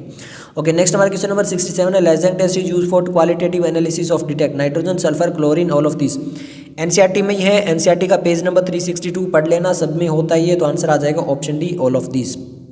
ओके, नेक्स्ट हमारे पास में क्वेश्चन नंबर 68 है, a blue colouration is not obtained when ammonium hydroxide dissolve in copper sulphate. अगर हम एमोनिया को कॉपर सल्फेट में डिजोल्व करते हैं तो क्या हमें ब्लू कलर मिलेगा या नहीं मिलेगा। Copper sulphate solution react with K4FeCN6 और ferric chloride react with sodium ferrocyanide या फिर anhydrous copper sulphate is dissolve in the water. तो जो कॉपर सल्फेट अगर हम CuSO4 को इसके साथ में करेंगे ना तो ये हमें ब्लू कलर नहीं देगा, इसके साथ में तो केवल XH2 होगा तो ही हमें ये ब्लू कलर देता है, ये भी पढ़ा था। अगर कॉपर चला जाएगा तो ये ब्लू कलर नहीं देगा, तो आंसर आ जाएगा ऑप्शन बी। ओके, नेक्स्ट हमारे पास में जो है वो टॉपिक है क्या, क्वांटिटेटिव एनालिसिस, और हमारे पास में क्वेश्चन नंबर जो वो 69 है, नीट 2015 में जो एग्जाम कैंसिल हुआ था उसमें। In Dumas method for estimation of nitrogen, nitrogen हमें दी इतनी 0.25 ऑफ एन ऑर्गेनिक कंपाउंड के 40 मिलीलीटर ऑफ नाइट्रोजन, ये टोटल 40 मिलीलीटर ऑफ नाइट्रोजन देता है, कहाँ पर, 300 केल्विन टेम्परेचर पे एंड 720 mm प्रेशर पे। इफ द एक्वस टेंशन दे दिया इस टेम्परेचर पे इतनी, the percentage of nitrogen in the compound. अब आपको एक इंटरेस्टिंग सी बात बताता हूँ, एनसीईआरटी पेज नंबर 365 एग्जाम्पल होगा 12.21, यानी 21 एग्जाम्पल होगा इस चैप्टर का, कॉपी पेस्ट है, बस वैल्यू चेंज की गई है। क्या है, कॉपी पेस्ट है बट वैल्यू चेंज की गई है। मैं थोड़ा सा अलग बता देता हूँ, सिंपल हमसे क्या पूछा देखिए, परसेंटेज ऑफ नाइट्रोजन पूछिए। जब भी कोई परसेंटेज दी जाती है इसका मतलब क्या होता है कि हमें निकालना है कि x कोई चीज़ है, x है, अपॉन में टोटल, क्लियर है, और इनटू 100, तो ये आ जाती है परसेंटेज। फॉर एग्जांपल मान लो हमसे पूछा जाता है कि आपके कितने परसेंटेज है, मैं कहता हूँ 80 मार्क्स आए, कितने में से, टोटल कितने थे 100, अपॉन में 100, तो इसी ये कट जाएगा तो ये हमारे हो गया 80%। इसी टाइप से निकालते हैं, ये चीज़ तो फॉर्मूला सबको ही पता होता है।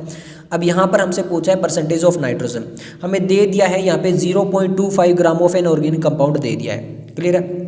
ओके, तो हमारे पास में 0.25 है, टोटल इतना है, x ग्राम, क्लियर है, x ग्राम ऑफ नाइट्रोजन है, इनटू 100 कर देंगे तो हमारे पास में क्या निकल कर आ जाएगा, परसेंटेज ऑफ नाइट्रोजन निकल कर आ जाएगा। ये चीज़ क्लियर है। अब देखिए एनसीईआरटी में तो सारा फॉर्मूला दिया हुआ है, वहाँ पे कॉपी पेस्ट अगर वैल्यू करते हो तो उस टाइप से आ जाता है, बट मैं थोड़ा सा आपको समझाने की कोशिश कर रहा हूँ। अब यहाँ पर देखिए, अगर मैं बोलूँ 28 ग्राम ऑफ नाइट्रोजन ले लूँ, अपॉन में 25 कर दूँ, तो देखिए 28 ग्राम तो 1 मोल ऑफ नाइट्रोजन होता है, हाँ या ना। और 28 ग्राम कब होता है, जब टेम्परेचर होता है 273 केल्विन। कितना होता है टेम्परेचर, 273 केल्विन होता है तब, यानी एक ये टेम्परेचर पे, बट हमें टेम्परेचर कितना दे दिया है, 300 केल्विन दे दिया है। तो सिंपल क्या कर लेते हैं हम, देखिए सबसे पहले हम वॉल्यूम निकाल लेते हैं, तो हम P1 V1 अपॉन में T1 is equal to P2 V2 upon में T2, यहाँ पे वॉल्यूम निकाल लेंगे, जो भी वॉल्यूम आएगी। यहाँ पर हमें ये जो 1 वॉल्यूम दिया है वो 40 ml दी है, प्रेशर जो दिया हुआ है, अब प्रेशर बहुत इंपॉर्टेंट है भाई। प्रेशर देखिए यहाँ पर 725 दिया है, बट यहाँ पर इन्होंने एक्वस टेंशन बताई है 25 mm।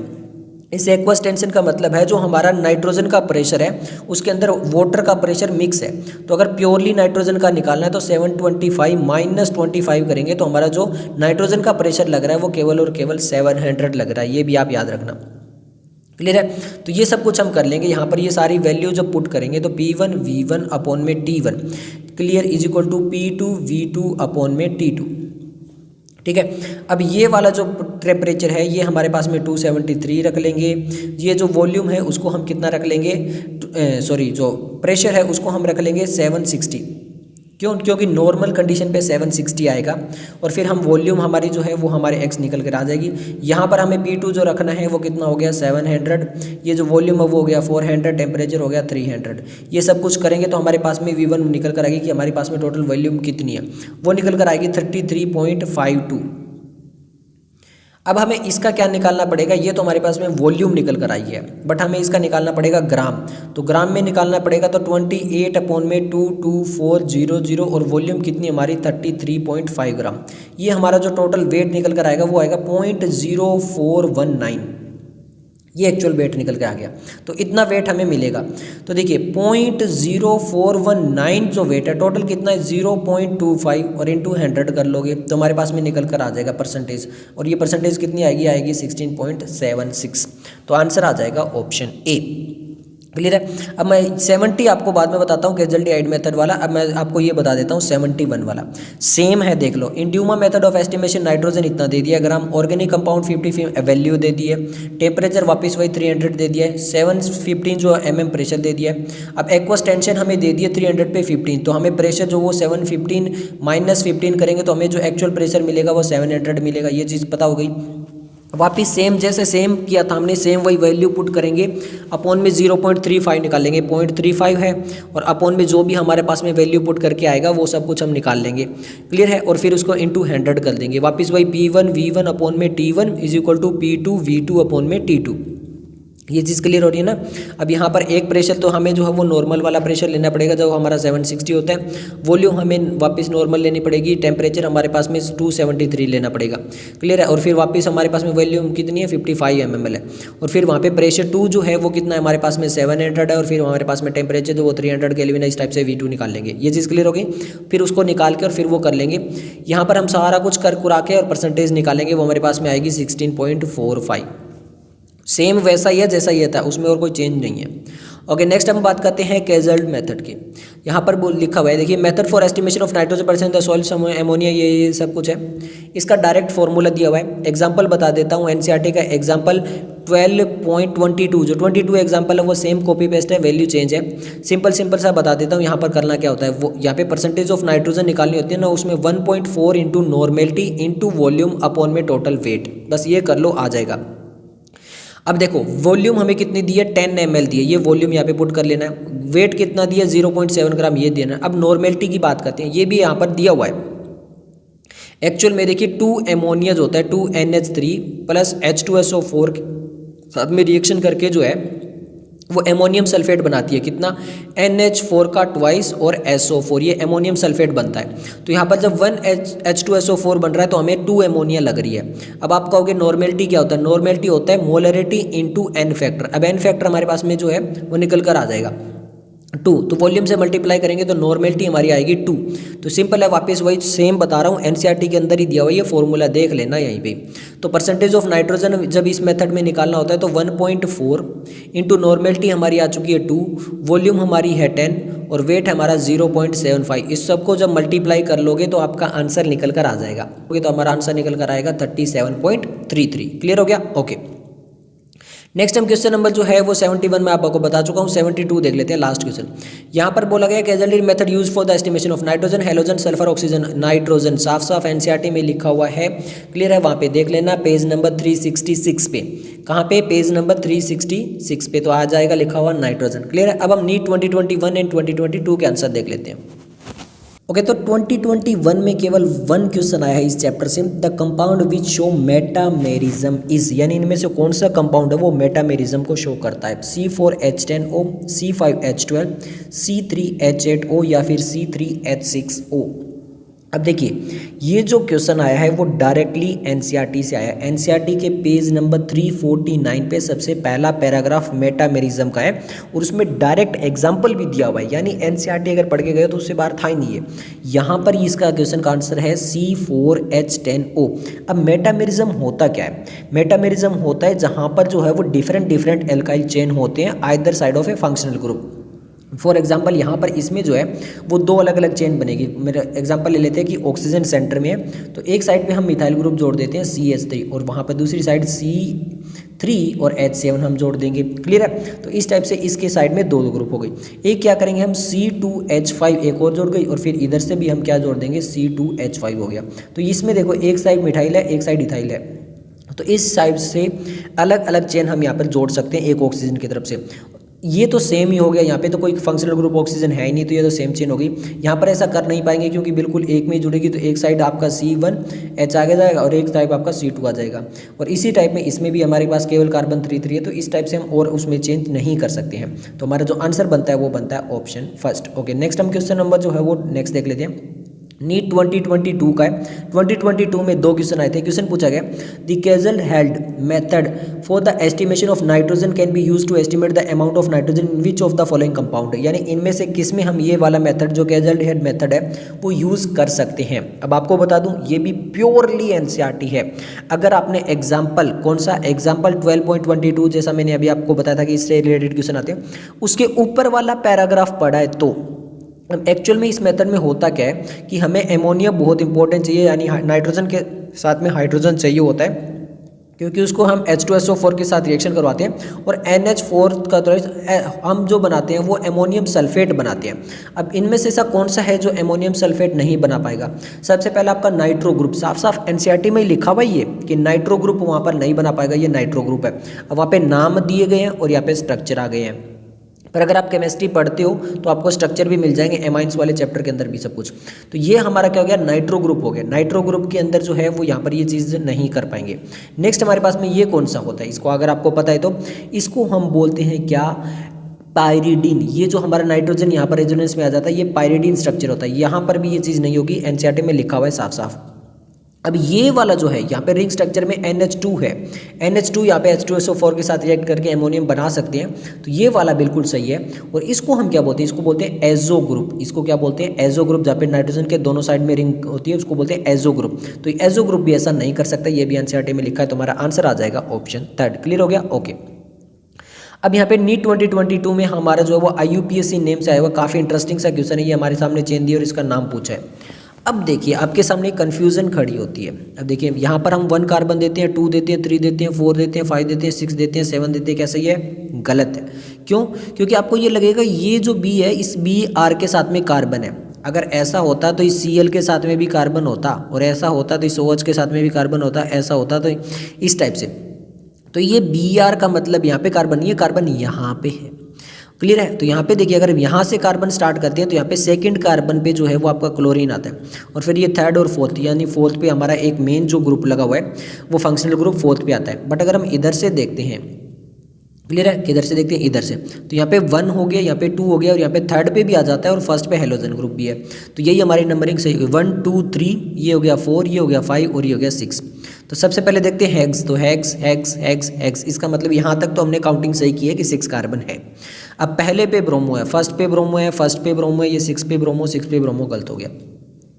3 पे हमारा हाइड्रोक्सी है, ये जो हमारा हाइड्रोक्सी ओल वाला ग्रुप है वो थर्ड पे है, थर्ड पे, इन दोनों पे भी थर्ड पे यहाँ पे और भी देखना पड़ेगा। तो 1 2 3 4 पे हमारे पास में मिथाइल है, 4 पे मिथाइल है, इन्होंने 5 पे क्लोरो बोल दिया है, 5 पे क्लोरो है और यहाँ पे मिथाइल है। बट अब यहाँ पर देखिए ये बात तो नंबरिंग तो सही दी है इन्होंने, 4 पे मिथाइल, 4 पे मिथाइल, 5 पे क्लोरो, 5 पे क्लोरो, बट इन्होंने क्या बोला है हमारा अल्फ़ाबेटिक ऑर्डर चलेगा, तो मतलब B C और फिर M बाद में आता है। तो 5 क्लोरो हमारा पहले आएगा, क्यों? क्योंकि अल्फ़ाबेटिक से 5 ब्रोमो, फिर क्लोरो, फिर मिथाइल। तो इस टाइप से हमारा जो आंसर बनता है वो बनता है ऑप्शन फर्स्ट। तो ये सब कुछ था इस चैप्टर के लिए। अगर आपको वीडियो पसंद आए तो लाइक कीजिए, दोस्तों के साथ शेयर कीजिए। मिलते हैं जल्दी नेक्स्ट वीडियो के साथ, तब तक के लिए धन्यवाद।